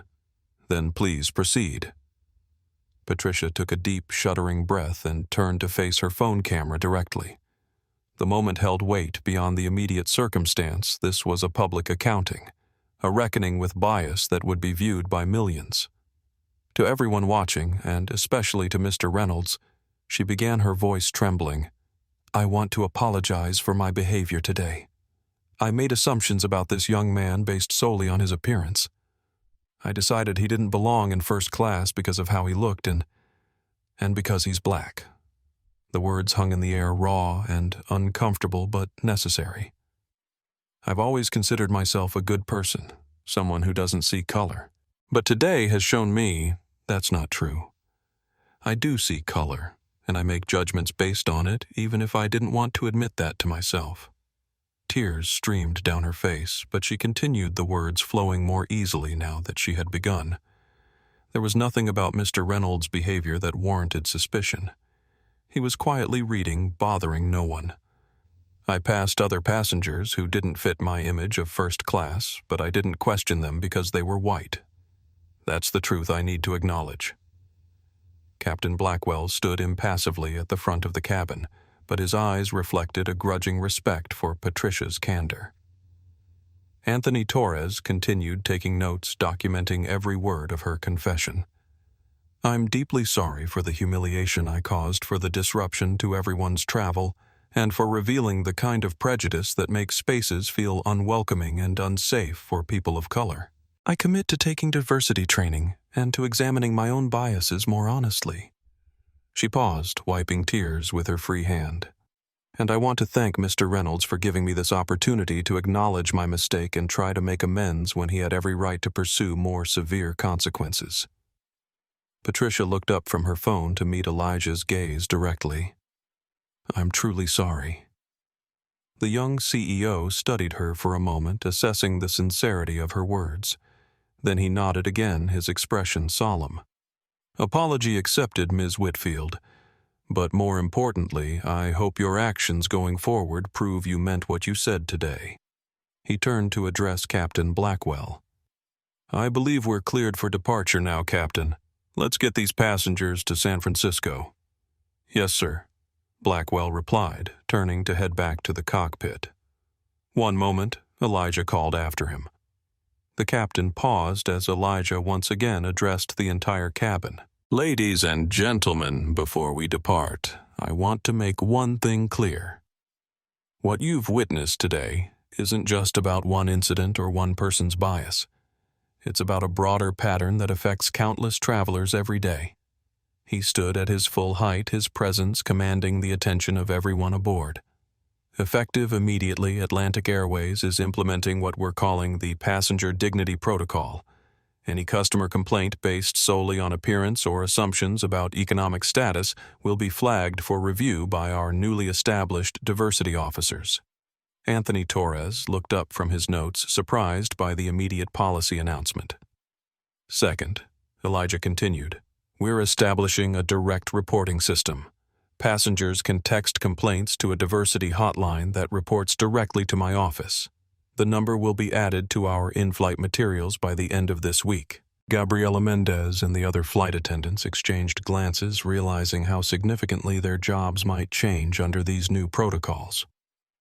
"Third, we will be partnering with the NAACP and other civil rights organizations to conduct monthly audits of our customer service practices. These audits will be transparent with public reports available on our website." The scope of the changes was breathtaking. Elijah wasn't just addressing this incident.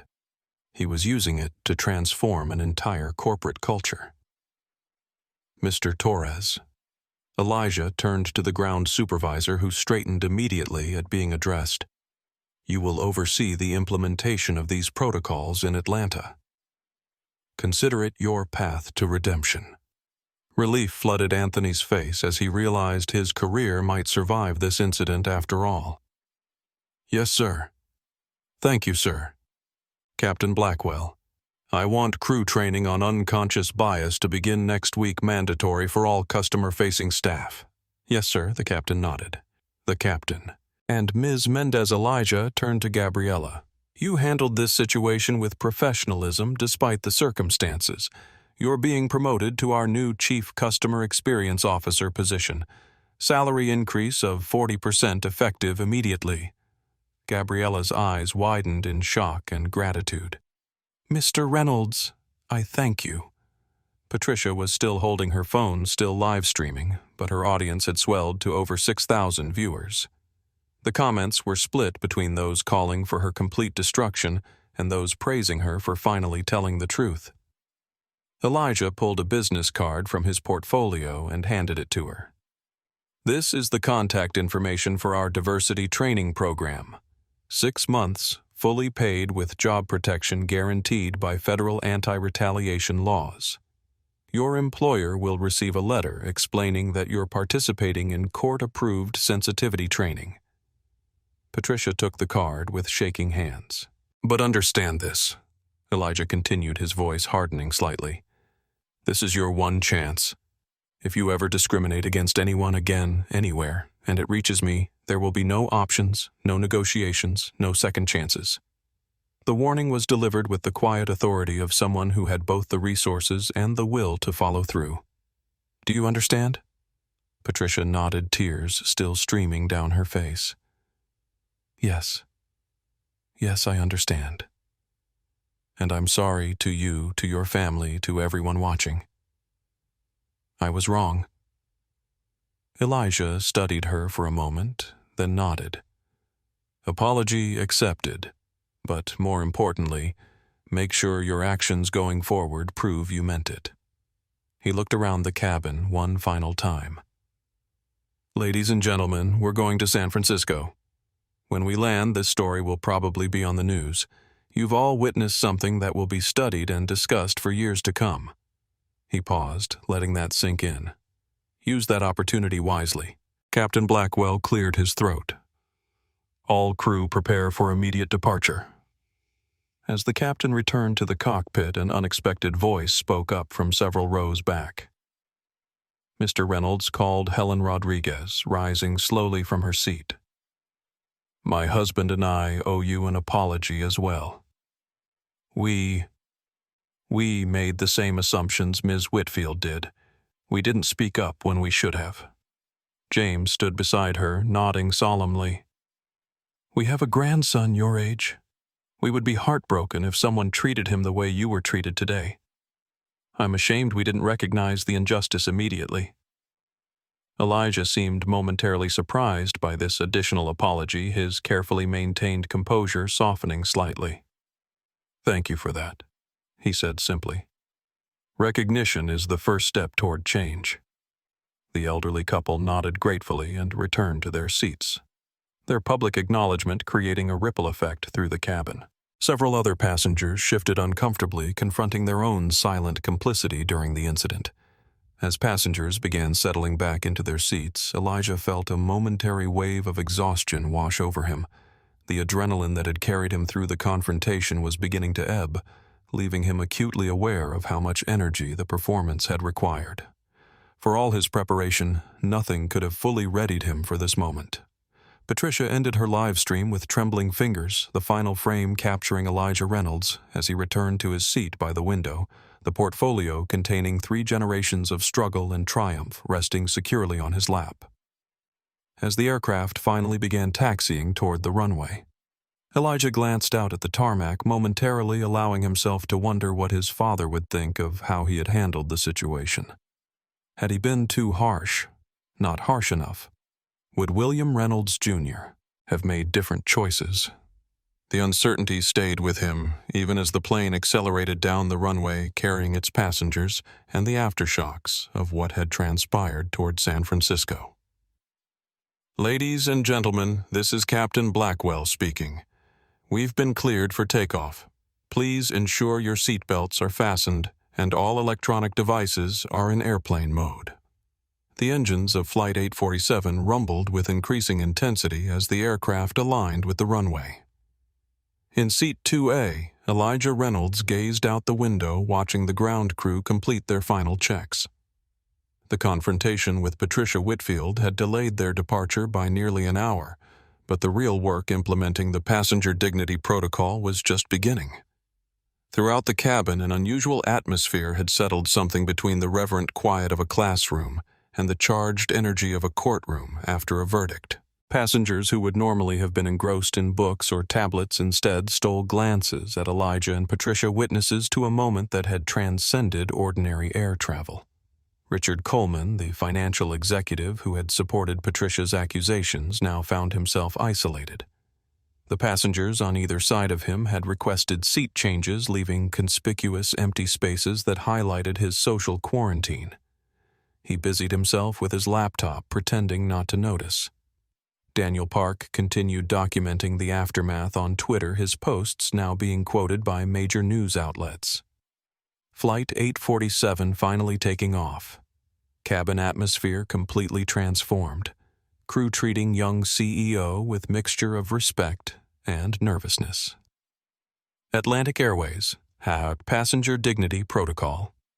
As the aircraft accelerated down the runway, Sofia Alvarez made a split-second decision. She gathered her baby and carry-on bag, then moved to the empty seat beside Patricia. "You mind?" she asked simply. Patricia, surprised, shook her head. "Please, sit." The gesture wasn't lost on the other passengers. A young Hispanic mother choosing to sit beside the woman who had just exposed herself as harboring racial bias was its own kind of statement. Why, Patricia asked quietly as the plane lifted off. "Because isolation doesn't help anyone learn," Sophia replied, adjusting her son on her lap. "And because I've been where you are, not exactly, but close enough." Patricia looked skeptical. 2 years ago, Sophia explained, I posted something online that I thought was harmless. It wasn't. I hurt people without intending to. The internet came for me like it's coming for you now. It was terrifying. What did you do? Eventually, I listened. I learned. I changed. It was painful and humbling and absolutely necessary. She glanced toward Elijah, who was now reviewing documents from his portfolio. That young man just gave you something precious, a structured path forward. Don't waste it. At the front of the cabin, Gabriela Mendez was experiencing her own transformation. The handwritten CCEO addition to her name tag had been intended as a personal reminder of Elijah's unexpected promotion, but it had immediately changed how other crew members interacted with her. Flight attendants who had previously been peers now looked to her for guidance. The co-pilot had asked for her input on an announcement. Ms. Mendez, Captain Blackwell approached once they reached cruising altitude. Mr. Reynolds suggested we discuss implementation of the new protocols. He mentioned you'll be coordinating crew training. The formality in his address, so different from their previous professional interactions, underscored how dramatically her position had changed in a matter of hours. I'm still processing it myself, Captain, she admitted, but I think we start by acknowledging this isn't just about adding new rules. It's about changing the culture of how we verify passenger credentials and handle concerns. Blackwell nodded thoughtfully. 30 years flying, and I've seen countless incidents like today's. Usually handled quietly, passengers rebooked or appeased with upgrades, never addressed at the root. That changes now, Gabriela said with growing confidence. We document everything. We identify patterns. We create accountability at every level. Throughout the cabin, similar conversations were taking place. The college students discussed how the incident would be analyzed in their business ethics class. The elderly couple whispered about how travel etiquette had changed since their youth, reconsidering some of their own assumptions in the process. At 35,000 feet, Flight 847 had become an airborne symposium on bias accountability and corporate transformation. Midway through the flight, Elijah rose from his seat, and walked to the galley where he requested a private word with Gabriella. "How are you handling the promotion?" he asked once they had a moment alone. "Honestly, it's overwhelming," she admitted. "I've been a flight attendant for 8 years. I know service, but executive leadership is different territory." Elijah nodded. "My father believes frontline employees often make the best executives because they actually understand the customer experience. You'll have support. Elena Vasquez, our chief of staff, is already assembling your team. Can I ask you something? Mr. Reynolds?" "Elijah is fine when we're not in public. How are you so calm about all this? If someone had treated me that way, I don't think I could have responded with such composure." For a moment, Elijah's carefully maintained facade cracked slightly. He glanced around to ensure they were truly alone, then leaned closer. "I'm not always this composed," he admitted quietly. "Last week I had a panic attack before a board presentation. Called my sister at Stanford at 3 a.m., convinced I was going to ruin everything my father built." The confession surprised Gabriella, who had witnessed only his confident public persona. "My father started preparing me for moments like this when I was 7 years old." Elijah continued, his voice steadier now. "He'd take me to high-end stores dressed in regular clothes and have me observe how security followed us. We'd go to restaurants and note the different treatment when he arrived in a suit versus jeans." "That sounds difficult for a child," Gabriella observed. "It wasn't about teaching me to expect discrimination," Elijah explained. "It was about preparing me to handle it strategically when it inevitably happened. Your dignity isn't negotiable," he always said, "but how you defend it determines whether you merely survive an incident or transform it." The insight into his upbringing explained much about the poised young executive, but it also revealed something Gabriella hadn't expected: the vulnerability beneath the composure. Before returning to his seat, Elijah added, "Your first official act as CCEO should be to document today's incident as a case study for training, not to humiliate Ms. Whitfield, but to ensure the teaching moment reaches beyond this flight." As Elijah returned to his seat, Patricia watched him with a complex mixture of emotions: shame for her actions, respect for his response, and a growing determination to learn from the experience. Her phone remained off the cascade of messages and notifications temporarily held at bay while she processed what had happened. "It gets better," Sophia said quietly, noticing Patricia's gaze. "Not immediately, not completely, but eventually." "How do you face people afterward?" Patricia asked. "Colleagues, friends, family. Honestly, that's the only way. No excuses, no deflection, just truth and the commitment to do better." Sophia adjusted her sleeping son. "Most people can forgive mistakes. What they can't forgive is the refusal to acknowledge them." Nearby, Anthony Torres sat rigid in his jump seat, still coming to terms with his near-career-ending mistake and unexpected second chance. The responsibility of implementing the protocol in Atlanta, one of the airline's largest hubs, weighed heavily, but also offered an opportunity for professional redemption. When the captain announced their initial descent into San Francisco, a subtle shift occurred throughout the cabin. Passengers began gathering belongings, checking connections, returning to the mundane routines of travel. But something had fundamentally changed. They had witnessed not just an incident, but a response that would ripple throughout an entire industry. As the aircraft touched down at San Francisco International Airport, Captain Blackwell's voice came over the intercom one final time.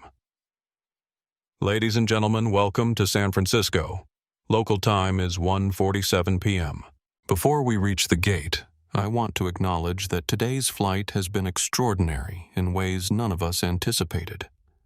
Many of you witnessed a situation that will likely be discussed in tomorrow's news.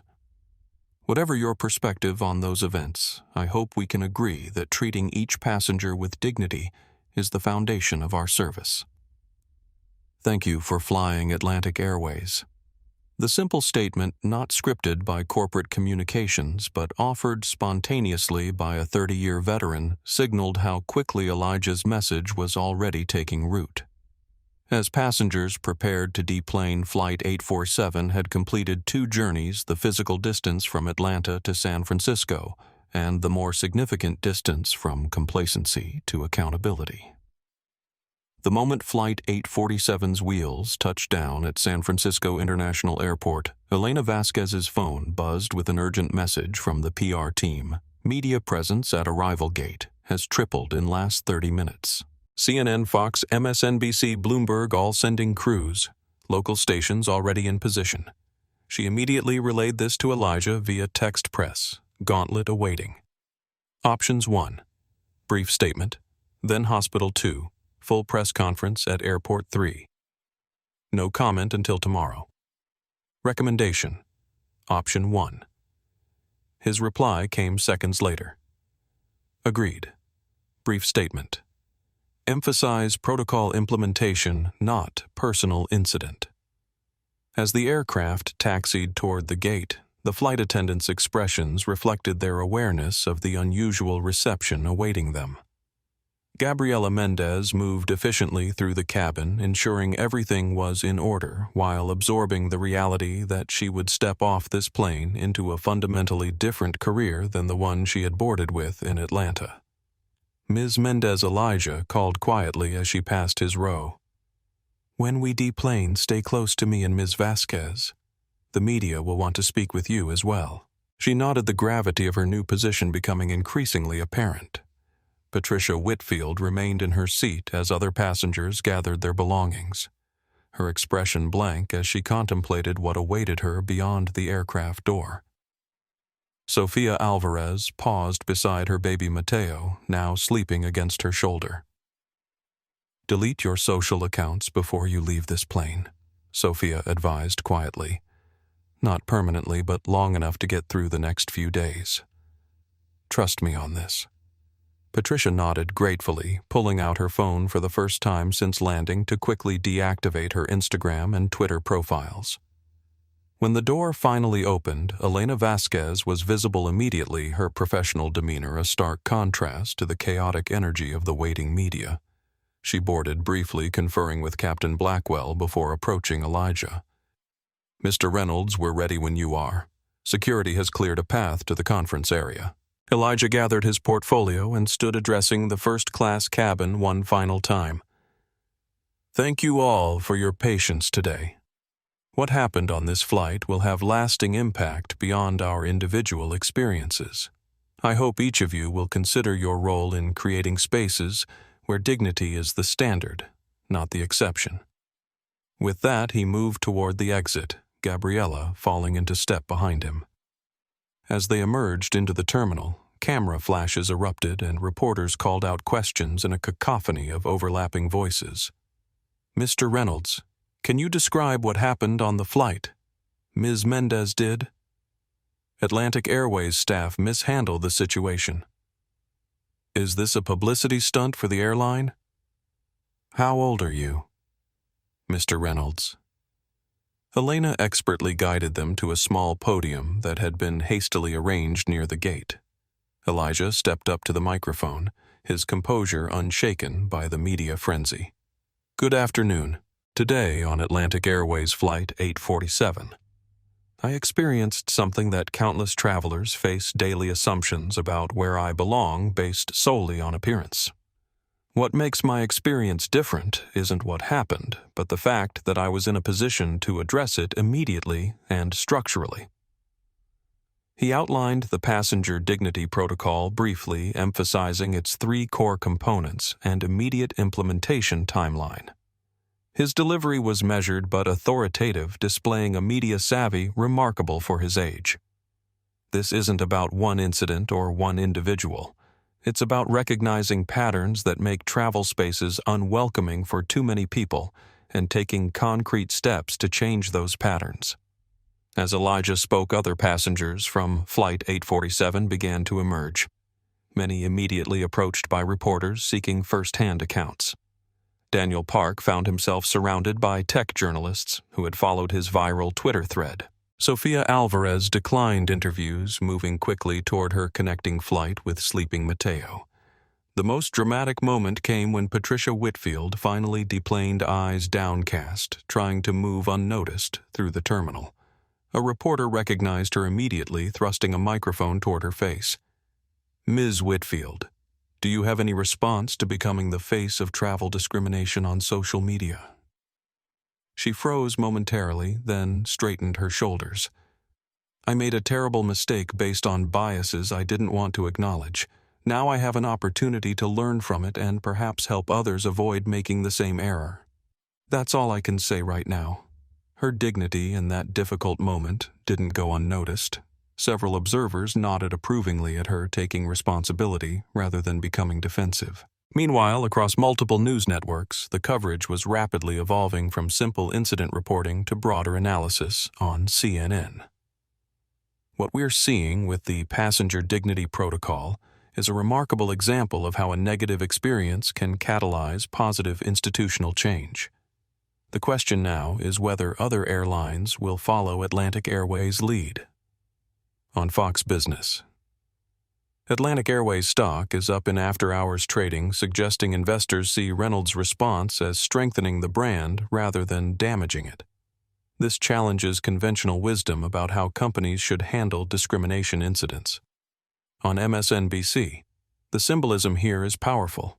A young black executive using his authority not just for personal vindication, but to create structural changes that will benefit countless travelers who don't have his platform or resources.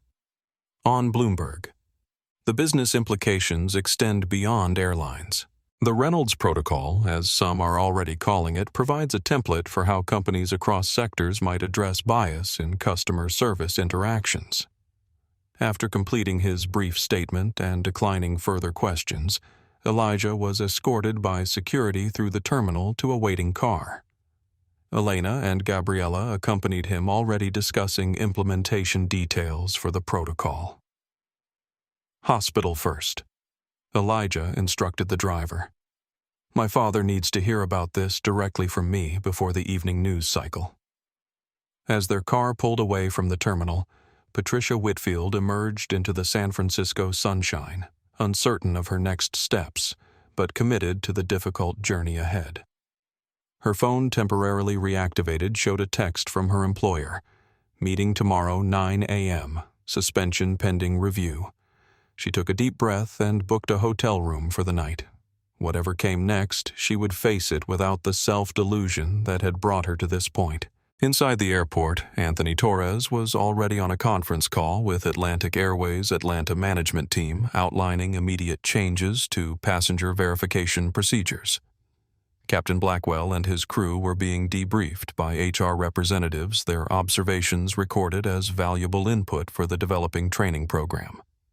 Flight 847 had landed, but the journey it had initiated was just beginning for the individuals involved for Atlantic Airways, and for an industry being forced to confront its unwritten rules about who belongs in which spaces and why.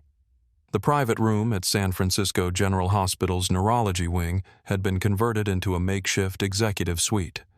Medical equipment shared space with laptops, tablets, and stacks of corporate reports. At the center of this blend of healthcare and business sat William Reynolds, Jr., his imposing physical presence somewhat diminished by the stroke, but his eyes as sharp and perceptive as ever. When Elijah entered, his father was watching CNN's coverage of the Flight 847 incident, the volume low but audible. William's face broke into a smile that still favored his right side, evidence of the stroke's lingering effects. "There's my CEO," he said, his speech slightly slurred but improving daily with therapy. Elijah crossed the room and embraced his father carefully, mindful of the IV line. Interim operational head, he corrected, setting his portfolio on the bedside table. "How are you feeling?" "Better now. Watched the whole thing live." William gestured toward the television where footage from Patricia's livestream was being analyzed by a panel of commentators. "You handled it exactly right. Didn't lose your cool. Used the moment. Created change." Diana Reynolds, elegant and composed even after hours at her husband's bedside, embraced her son. "We're so proud of you," she said softly. "Though I wish you hadn't had to face that situation alone." "I wasn't alone," Elijah replied. "I had everything you and Dad taught me." William reached for the portfolio Elijah had placed nearby, recognizing it immediately as his father's, the leather-worn soft from decades of handling. "You took Grandpa's journal. I thought I might need his strength today. Turns out I was right." William opened the portfolio, carefully revealing the weathered journal within. William Reynolds Sr. had documented his experiences as a Tuskegee Airman in these pages, along with the early business plans for what would eventually become Atlantic Airways. "Did you show them?" William asked, running his fingers over his father's handwriting. "Yes.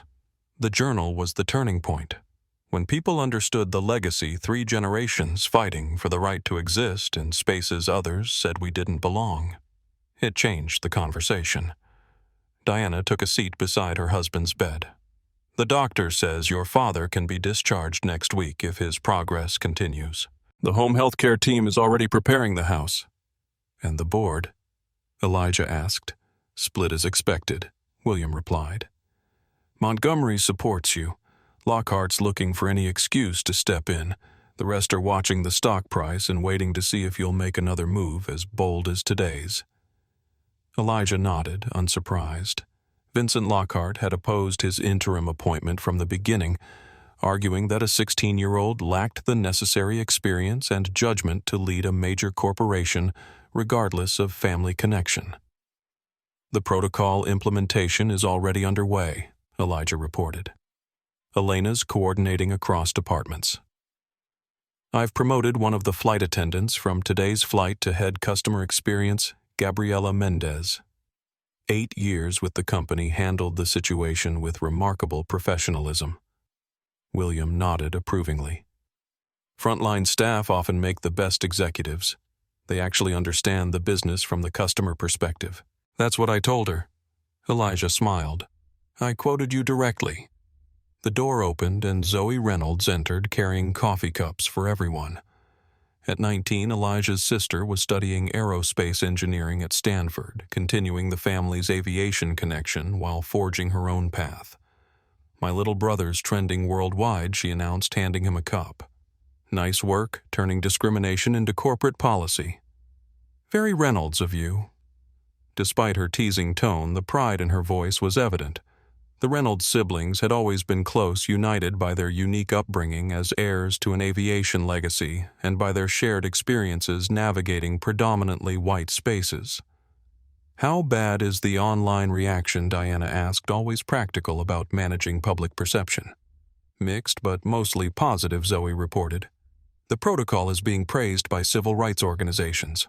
Conservative outlets are questioning whether Elijah's age makes him qualified to implement such sweeping changes. Business press is focused on the stock. Bump up 9 points in after-hours trading." "And the woman William asked?" "Patricia Whitfield." "Taking a beating online," Elijah admitted. "I offered her a spot in our diversity training program. 6 months paid. Her employer is likely to suspend her pending review." William considered this. "Good. Consequences without destruction. Room for growth." His speech therapist had encouraged shorter sentences to maintain clarity as he recovered. Diana studied her younger child with the perceptive gaze that had made her William's most trusted advisor long before she became his wife. "How are you really doing with all this?" "Elijah? It's one thing to prepare for discrimination in theory. It's another to experience it so publicly." Elijah was quiet for a moment, considering the question carefully. "I'm processing," he finally said. "Part of me is angry that it happened at all. Part of me is satisfied that it created an opportunity for meaningful change." He moved to the window, looking out at the San Francisco skyline as he continued. "Grandpa faced much worse without the platform to address it. Dad built an entire company and still gets questioned about whether he belongs in certain rooms. Compared to that history, what I experienced today was minor. Don't minimize it, William cautioned. Each generation's struggle is valid, different but valid. Zoe joined her brother at the window. The family legacy weighs heavy sometimes, she said quietly. 3 generations of fighting for space, proving excellence, carrying responsibility beyond ourselves. Elijah nodded, understanding completely. I felt Grandpa with me today, he admitted. When I showed his journal, explained who he was, what he fought for, it was like his voice was speaking through me. William's eyes grew misty.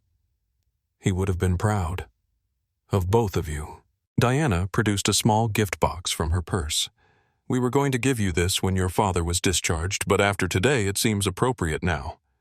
Elijah opened the box to find a vintage gold pocket watch, his grandfather's service timepiece engraved with the Tuskegee Airmen insignia on one side and the family motto on the other, "Excellence has no color."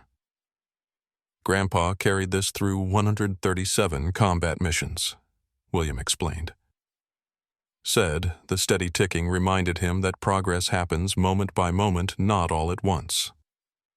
Elijah held the watch carefully, feeling the weight of its history. Thank you. I'll carry it with honor. The Reynolds family spent the next hour discussing implementation details of the Passenger Dignity Protocol, with William offering insights from his decades of airline management experience. Despite his medical condition, his strategic thinking remained sharp, identifying potential pitfalls and suggesting refinements to Elijah's plans. As evening approached, a nurse entered to check William's vitals, gently reminding the family that the patient needed rest. Diana and Zoe prepared to leave, but William asked Elijah to stay a moment longer. When they were alone, father and son sat in comfortable silence until William finally spoke. Today was just the beginning, he said carefully, each word deliberate. Some will try to undermine the protocol. Others will resist implementation. Change threatens those who benefit from the status quo. Elijah nodded. I'm prepared for resistance. Remember why we do this? William continued. Not just for ourselves. For everyone who's ever been told they don't belong somewhere because of how they look. He reached for his son's hand, his grip still strong despite the stroke. Your grandfather fought for the right to fly. I built a company where excellence is the only standard that matters. Now you're creating spaces where dignity isn't determined by appearance. 3 generations, Elijah said softly, each changing what we could. The watch William gestured toward the gift isn't just about honoring the past. It's about remembering that time reveals truth. Quick reactions fade. Lasting change endures. As Elijah prepared to leave, allowing his father the rest he needed, William offered one final thought. Tomorrow, the board will question your judgment. The market will evaluate your decision, and the public will debate your methods. But today, you honored our family's highest value, using power to create space for others, not just yourself.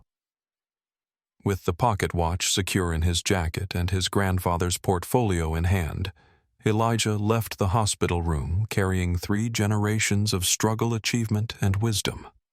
The Reynolds legacy had always been about more than business success. It was about transforming spaces where others said they didn't belong. The following morning, Elijah faced a reality that few corporate executives ever experienced high school. Despite yesterday's events and his interim CEO role, he was still a junior at Westridge Academy, with calculus homework due and a physics lab to complete. Dude, you're famous. Marcus Diaz, his best friend since 7th grade, exclaimed as Elijah arrived at their usual meeting spot before first period. You're literally trending on every platform. There are memes. Elijah winced. Please tell me they're not bad. Bad. They're epic. CEO energy is the new phrase for shutting down racists. There's one with your face photoshopped onto the Rock's body with the caption, Can you smell what the CEO is cooking? Elijah couldn't help but laugh. The absurdity of being simultaneously a viral sensation and a high school student struggling with pre-calculus was not lost on him. Seriously, though, Marcus continued his tone-shifting, "What you did was incredible. My mom cried watching the video. Said she wishes she'd had someone like you around when she was getting harassed for speaking Spanish in first class last year." As they walked to class, Elijah noticed the stares and whispers from other students. Some looked impressed, others intimidated, a few possibly resentful. The social dynamics of high school were complicated enough without adding viral fame to the mix. Mr. Reynolds, his calculus teacher Ms. Patel, said as he entered the classroom, "I believe the homework can wait given yesterday's extracurricular activities." "Thank you, Ms. Patel, but I finished it on the plane," Elijah replied, pulling the completed assignment from his backpack. He had learned from his father that expectations didn't lower because of outside circumstances. If anything, they increased. The juxtaposition between his corporate responsibilities and teenage life created a strange dissonance. In one world, he was making decisions affecting thousands of employees and millions of customers. In another, he was worrying about college applications and whether Alicia Martinez in AP English had noticed his new haircut. That afternoon, as he left campus for another hospital visit, Elijah reflected on how few people understood the complexities of his dual existence. The media portrayed him as either a prodigy or a figurehead. His classmates saw him as suddenly famous. Only his family understood the weight he carried, the responsibility to honor his grandfather's courage, extend his father's vision, and forge his own path forward. It was a unique burden, but also a unique privilege. And yesterday's events had reminded him of exactly why that burden mattered. 2 weeks after the Flight 847 incident, Elijah Reynolds stood at the head of Atlantic Airways' main conference room, facing the executive leadership team and several board members. The passenger dignity protocol implementation was facing its first serious challenge. The training costs alone will exceed $2 million in the first quarter, stated Vincent Lockhart, the board's most vocal critic of the initiative. The silver-haired investment banker tapped his pen against the financial projections displayed on the screen. "Add technology development reporting systems and audit partnerships, and we're looking at nearly $12 million this fiscal year. All for a protocol developed on the fly during a personal incident." Elijah had anticipated this resistance. Vincent had opposed his interim appointment from the beginning, arguing that a 16-year-old lacked the necessary judgment to lead a major corporation regardless of family connection. "The protocol wasn't developed on the fly, Mr. Lockhart," Elijah replied calmly. "It formalizes principles my father has advocated throughout his leadership. The incident simply provided the catalyst for implementation." Elena Vasquez smoothly advanced the presentation to the next slide. "Our financial projections account for these costs. Moreover, they're offset by several factors." She highlighted key metrics. Positive media coverage has generated an estimated $8.7 million in earned media value. Customer sentiment has improved 22% across all channels. Employee morale in customer-facing roles is up 17%, according to our Pulse surveys. Robert Chen, the CFO, added, "The stock has maintained its 7% gain since the announcement. The market clearly doesn't see this as a financial liability." Lockhart remained unconvinced. The market responds to novelty. What happens when implementation problems emerge? When passengers abuse the reporting system to get upgrades or compensation? When staff feel hamstrung by excessive oversight? These were legitimate concerns that deserved serious consideration. Elijah gestured to Anthony Torres, who had flown in from Atlanta for this meeting. "Mr. Torres has been leading our pilot implementation. He can speak to the operational challenges directly." Anthony stood, his demeanor transformed from the nervous ground supervisor of 2 weeks ago. Leading the protocol implementation had given him renewed purpose. We've identified several implementation challenges he acknowledged frankly. First, defining what constitutes appearance-based discrimination versus legitimate verification concerns. Second, preventing misuse of the reporting system. Third, ensuring consistent application across all hubs and partner airlines.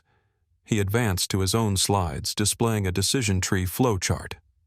We've developed this verification framework to guide staff through passenger interactions. It's designed to maintain security protocols while eliminating unnecessary profiling. The flowchart showed a sophisticated approach to passenger verification that focused on documentation and behavior rather than appearance or assumptions. It included specific language for addressing concerns, clear escalation paths, and accountability checkpoints. We're also implementing tiered verification, Anthony continued. Routine checks for everyone with escalation requiring supervisor approval and documentation. This creates both consistency and accountability. Gabriela Mendez, now fully installed as Chief Customer Experience Officer, addressed the reporting system concerns. We've designed the passenger feedback mechanism with anti-abuse safeguards. Reports are cross-referenced with flight data passenger history and staff accounts to identify pattern reporting or fraudulent claims. Despite these thorough responses, Vincent Lockhart persisted. These all sound like reasonable precautions on paper. But you're fundamentally changing how our staff interact with passengers based on one incident involving the interim CEO. That's not sound business practice. The room tensed at the implied criticism. Elijah remained composed, but Elena's expression hardened slightly. Mr. Lockhart, Elijah said, you're framing this as a response to one incident involving me personally. That fundamentally mischaracterizes the situation. He opened his tablet and displayed internal data that had been compiled since the protocol announcement. In the 2 weeks since we announced these changes, we've received 847 unsolicited passenger communications sharing similar experiences on our airline. Of those, 76% involved passengers of color being questioned about their seating assignments primarily in premium cabins. The numbers hung in the air, impossible to dismiss as anecdotal. This isn't about one incident, Elijah continued. It's about a pattern that was invisible to some of us, but painfully familiar to others. The protocol doesn't create a new standard, it ensures we consistently meet the standard we already claim to have. Chairwoman Janet Montgomery, who had remained silent throughout the exchange, finally spoke. Vincent, I understand your fiscal concerns. They're valid and should inform our implementation approach. But opposing the protocol itself suggests you believe these reported experiences aren't significant enough to address structurally. Is that your position? It was a masterful intervention, acknowledging the legitimate aspects of his concerns while exposing the problematic underlying assumption. Lockhart, recognizing the trap, adjusted his stance. Of course we should address discrimination. I'm simply advocating for a measured, data-driven approach rather than a reactive one. The data is what we're showing you. Elijah countered, gesturing to the screen. And our approach has been measured comprehensive without being disruptive to our core operations. The meeting continued for another hour, addressing specific implementation challenges across different departments. Human Resources reported difficulties incorporating the new training into already scheduled staff development programs. IT described technical challenges integrating the reporting system with existing customer service platforms. Legal raised concerns about potential liability if the protocol created different standards for different passengers. Each issue was legitimate, but none was insurmountable. For each challenge raised, Elijah and his team presented thoughtful solutions that balanced ideal implementation with practical constraints. As the meeting concluded, Chairwoman Montgomery summarized the board's position. The Passenger Dignity Protocol will proceed as planned with quarterly reviews of implementation costs and effectiveness metrics.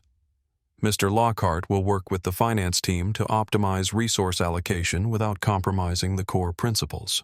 It was a diplomatic compromise that maintained the initiative while acknowledging the fiscal oversight responsibility of the board. As executives filed out of the conference room, Vincent Lockhart approached Elijah privately. "You handled that well," he admitted grudgingly. "Your father would have been similarly stubborn." "I prefer to call it principled," Elijah replied with a slight smile. "Perhaps. But principles don't always align with shareholder interests."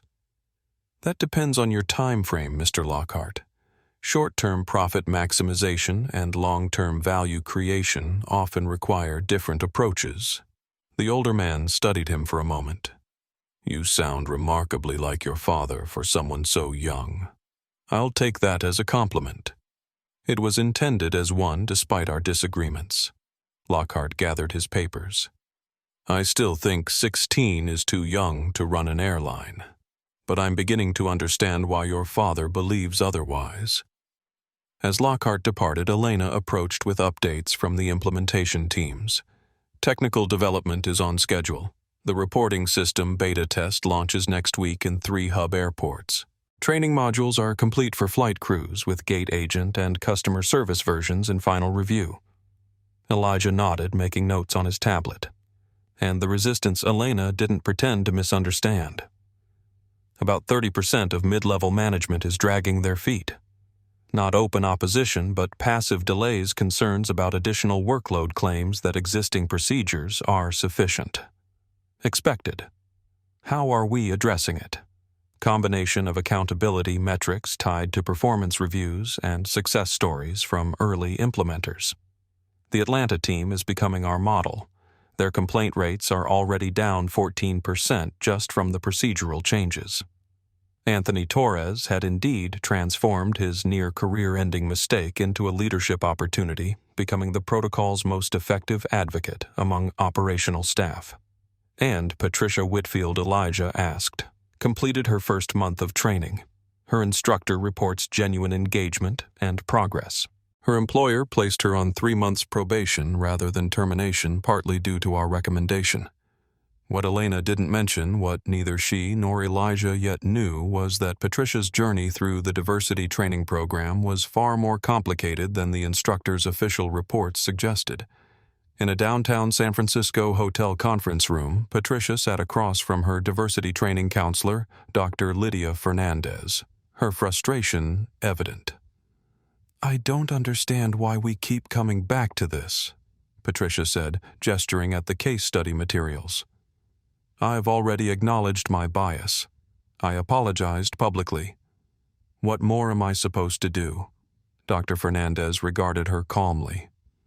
"Acknowledgement is the first step, not the final one. We're working to identify the root causes and develop new behavioral patterns. But these exercises feel like punishment, not learning," Patricia insisted. "Making me role-play being denied service over and over. How is that helping me grow?" The counselor set down her pen. "Ms. Whitfield, I understand this is uncomfortable, but discomfort is often where growth happens. You spent decades developing certain thought patterns. They won't change overnight, and they won't change without emotional engagement." Patricia stared out the window, fighting back tears of frustration. The training program wasn't what she'd expected. She'd anticipated corporate-style diversity seminars, PowerPoint presentations on unconscious bias, group discussions about inclusive language. Instead, she was facing intensive personal work that forced her to confront deeply held beliefs she hadn't even recognized. Yesterday's session had been particularly difficult. Dr. Fernandez had asked her to write a letter to Elijah from the perspective of someone who had experienced discrimination their entire life. The exercise had left Patricia sobbing in her hotel room, overwhelmed by the empathy it required. "I'm trying," she said quietly, "but sometimes I feel like I'm losing myself in this process." "You're not losing yourself," Dr. Fernandez replied gently. "You're finding parts of yourself you've never had to examine before. It's supposed to be difficult." Patricia nodded slowly. Despite the challenges, she was beginning to recognize the value in this painful journey. Each revelation about her own biases, where they came from, how they operated, the harm they caused, was a step toward becoming the person she had always believed herself to be. The dual journeys of Elijah and Patricia, one implementing structural change across an entire corporation, the other undertaking the difficult work of personal transformation, represented two essential aspects of addressing discrimination. Systems needed to change, but so did the individuals within them. Elijah's passenger dignity protocol was changing Atlantic Airways from the top down. Patricia's training was changing one person from the inside out. Both approaches were necessary, neither sufficient alone. As Elijah considered the implementation challenges facing the protocol, he touched the pocket watch he now carried daily. His grandfather's timepiece, a reminder that progress came through persistence despite resistance. The passenger dignity protocol faced legitimate implementation challenges and organizational resistance. Some were practical concerns requiring tactical solutions. Others were manifestations of deeper reluctance to change established patterns. Addressing both dimensions would require continued vigilance, strategic thinking, and the quiet determination that had characterized 3 generations of Reynolds leadership. The journey from confrontation on Flight 847 to institutional transformation was proving to be exactly what William Reynolds, Jr. had predicted during their hospital conversation, the beginning, not the end, of the real work. The grand ballroom of the San Francisco Hilton buzzed with anticipation as transportation industry leaders, civil rights advocates, and media representatives gathered for the official launch of the Reynolds Foundation for Transportation Equity. At exactly 7:00 p.m., Elijah Reynolds approached the podium dressed in a perfectly tailored charcoal suit that balanced his youth with appropriate gravitas. 3 months ago, I experienced something that countless travelers face every day: assumptions about where I belong based solely on appearance. What made my experience different wasn't what happened, but the position I was in to address it systematically. The audience familiar with the now famous Flight 847 incident listened attentively as Elijah outlined what had transpired since that pivotal day. The passenger dignity protocol has now been fully implemented across all Atlantic Airways operations. In these first 90 days, we've documented significant progress toward our goal of ensuring all passengers are treated with equal respect regardless of appearance. Behind him, slides displayed key metrics. Discrimination complaints down 47% system-wide. Customer satisfaction scores up 18% among minority passengers. Employee engagement improved 23% in customer-facing roles. But numbers only tell part of the story, Elijah continued. The real measure of our progress lies in the experiences of our passengers and the culture shift within our organization. He invited Gabriela Mendez to join him at the podium. Now fully established as Chief Customer Experience Officer, she had traded her flight attendant uniform for executive attire, though she still wore her original Atlantic Airways wings pinned to her lapel as a reminder of her frontline origins. Before the protocol, we handled discriminatory incidents individually, addressing symptoms rather than causes, Gabriela explained to the audience. Now we track patterns, identify problem areas, and implement targeted interventions. More importantly, we've changed the fundamental question from, "Does this person belong here?" to, "How do we ensure everyone feels welcome?" Atlantic Airways had become a case study in corporate transformation, with business schools already incorporating the protocol implementation into their curriculum. The Harvard Business Review had featured it as their cover story, From Incident to Institution: How Atlantic Airways Transformed Customer Service Standards. The most significant development was announced next as Elijah revealed the Foundation's first major initiative. Today, we're launching the Transportation Equity Scholarship Program, providing full funding for 50 students from underrepresented backgrounds to pursue careers in aviation, from pilots and mechanics to executives and designers. The first cohort of scholarship recipients stood as their names were called, representing the diversity that the transportation industry had historically lacked. Their presence embodied the Foundation's mission changing not just how passengers were treated, but who shaped the industry itself. Across the ballroom, familiar faces from Flight 847 were visible among the attendees. Anthony Torres, now Atlantic Airways Vice President for Operational Standards, sat with his family, his career not just saved but elevated through his dedicated implementation of the protocol. Daniel Park, whose Twitter documentation had helped the incident go viral, had been invited as a technology consultant for the Foundation's digital initiatives. Even Patricia Whitfield was present, though keeping a low profile toward the back of the room. Her journey over the past 3 months had been challenging but transformative. After completing Atlantic Airways' diversity training program, she had surprisingly declined to return to her marketing position, instead accepting a role with a consulting firm specializing in corporate inclusion strategies. When approached by a reporter earlier in the evening, Patricia had offered a thoughtful perspective. "I'm not here as a success story. I'm here as someone still learning, still growing, still working to align my actions with my values. What happened on that flight forced me to confront biases I didn't want to acknowledge. That process doesn't end after a few months of training." What the reporter couldn't know was how difficult Patricia's journey had been. 6 weeks into her training, she had nearly quit after a particularly challenging session left her feeling hopeless about her ability to change. The turning point had come during a facilitated conversation with a group of frequent travelers who had experienced discrimination similar to what she had inflicted on Elijah. Hearing their stories not in the abstract, but from real people sitting across from her, had finally broken through her remaining defenses. The most poignant moment in her training had come when she was asked to role-play an interaction not as the perpetrator of discrimination, but as its target. The exercise had left her shaking, providing a glimpse, just a glimpse of the emotional toll that daily microaggressions exact from those who experience them regularly. That night, she had written a letter to her younger self detailing all the unexamined assumptions she had carried for decades. William Reynolds, Jr. watched his son from the front row, his physical recovery progressing well enough that he had resumed limited duties as CEO, working in partnership with Elijah during the transition period. The stroke had affected his mobility, requiring a cane, but his mind remained sharp and his strategic vision unchanged.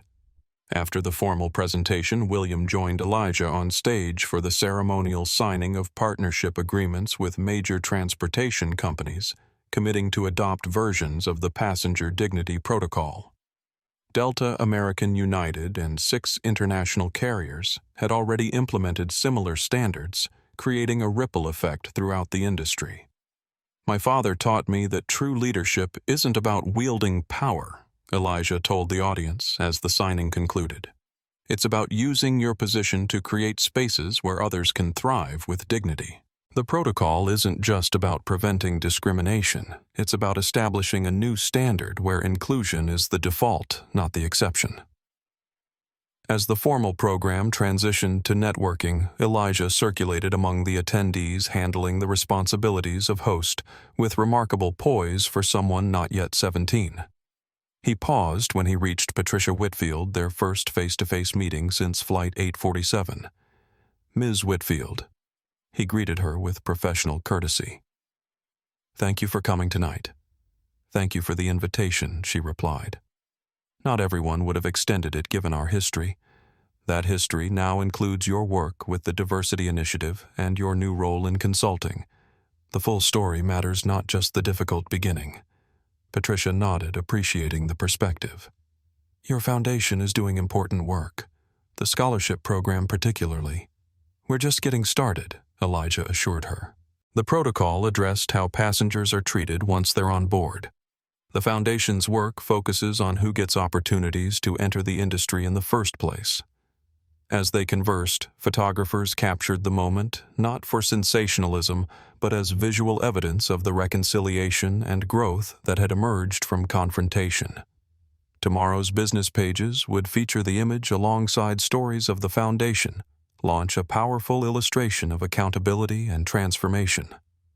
Later that evening, as the event concluded, William and Elijah Reynolds stood together near the ballroom windows overlooking San Francisco Bay. "Your grandfather would have been proud," William said, his voice stronger than it had been in the hospital, but still carrying the subtle markers of his stroke recovery. He never got to see the impact of his work fully realized. "I carry his watch to remember that progress takes time," Elijah replied, touching the pocket where the timepiece rested. "But sometimes transformation happens in unexpected moments, like when someone tells you that you don't belong in first class," William observed with a slight smile. Exactly like that. The Reynolds Foundation for Transportation Equity represented more than just corporate social responsibility.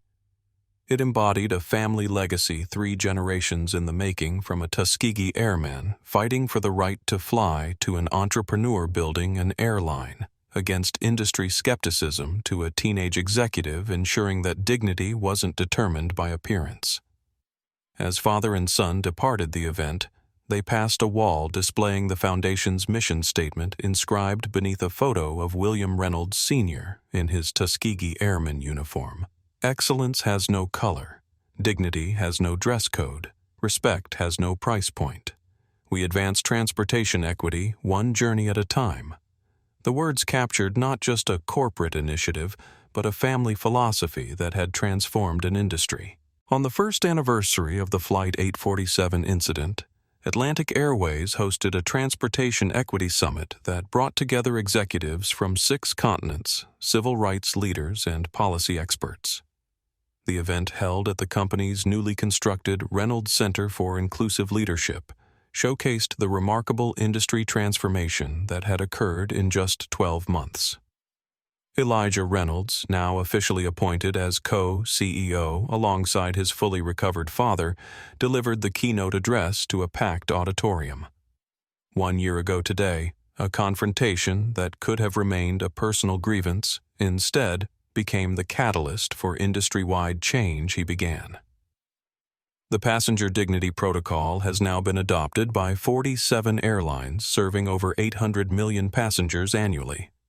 What started as one company's response to discrimination has evolved into a global standard for equitable treatment in transportation. The statistics projected behind him told a compelling story.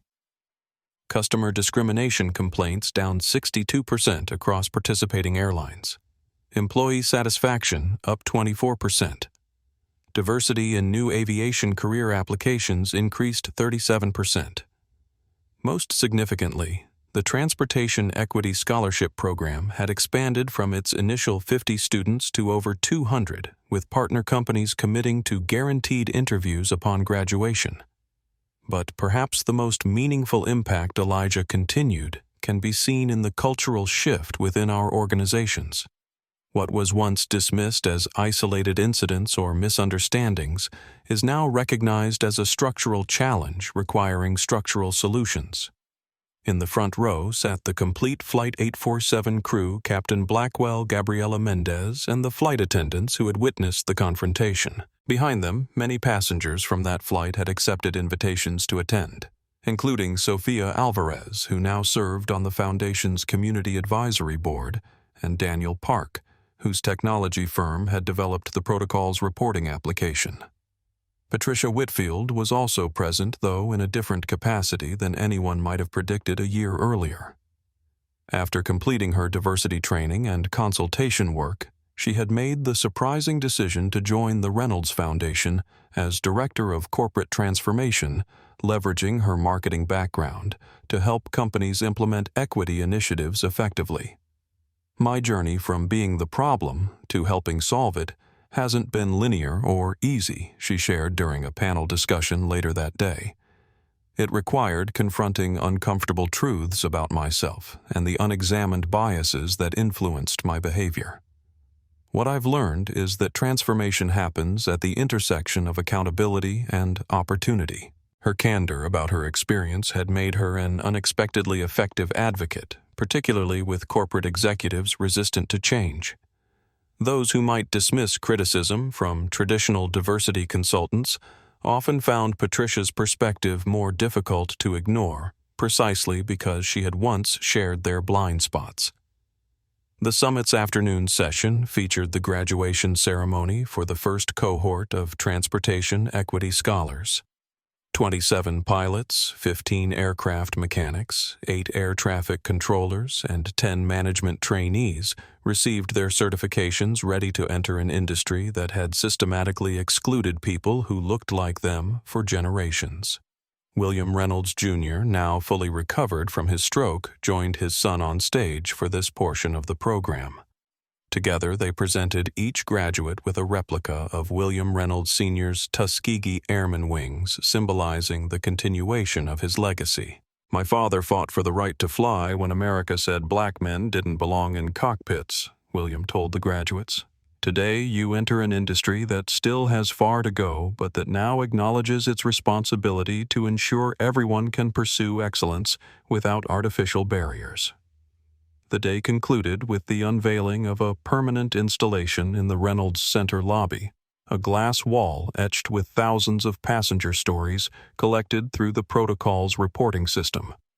Anonymous but powerful, these testimonials documented both discrimination experienced and positive changes observed since implementation. At the center of the wall, a single quote stood out in larger text words from William Reynolds Sr.'s journal, written after his return from World War II. "They let me defend the skies, but questioned my right to sit in certain seats. Progress isn't just about access to the cockpit, but about dignity in every part of the journey." As attendees departed the summit, they received a small replica of the antique pocket watch. Elijah carried a reminder that transformation happens moment by moment through persistence and purpose. The passenger dignity protocol had evolved beyond its origins as a response to a single incident. It had become a framework for examining how assumptions shape experiences, how power can be used to create more equitable systems, and how dignity should never depend on appearance, attire, or assumptions. What had begun with 5 words, "You don't belong here, boy," had transformed into a movement, ensuring that such words would be challenged not just through individual courage, but through institutional commitment to a higher standard. 3 generations of struggle, achievement, and wisdom converged in the quiet moment as Elijah Reynolds stood alone in his office after the summit concluded. Outside, attendees were departing with renewed commitment to transportation equity. Inside, the young executive reflected on the unexpected journey that had unfolded from a single confrontation on Flight 847. On his desk sat 3 objects that embodied this journey: his grandfather's Tuskegee Airman journal, now preserved in a climate-controlled display case, but opened to a page where William Reynolds Sr. had written, "Dignity is not given.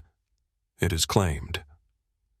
Beside it rested the antique pocket watch that had timed 3 generations of progress, and newly added a framed letter from a retired Tuskegee Airman who had served alongside his grandfather. "Young man," the letter read, "your grandfather would be proud. He fought for the right to fly. You've ensured future generations will fly with dignity. Well done." The letter now occupied a place of honor beside the family photographs and corporate awards. For Elijah, it represented the most meaningful validation of his work recognition that the protocol wasn't just corporate policy, but the continuation of a legacy that extended far beyond Atlantic Airways. As he prepared to leave for the evening, Elijah's phone buzzed with a notification from the protocol's reporting system. Not a complaint this time, but a message of gratitude from a passenger who had experienced respectful treatment in a situation where they had previously faced suspicion. "Today marked the first time I traveled without being asked to verify my first-class ticket. 3 separate times," the message read. "Small change. Big difference. Thank you."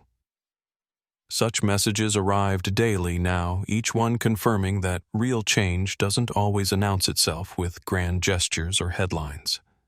Sometimes transformation is measured in the absence of humiliations that no longer occur in the quiet dignity of journeys completed without unnecessary challenges.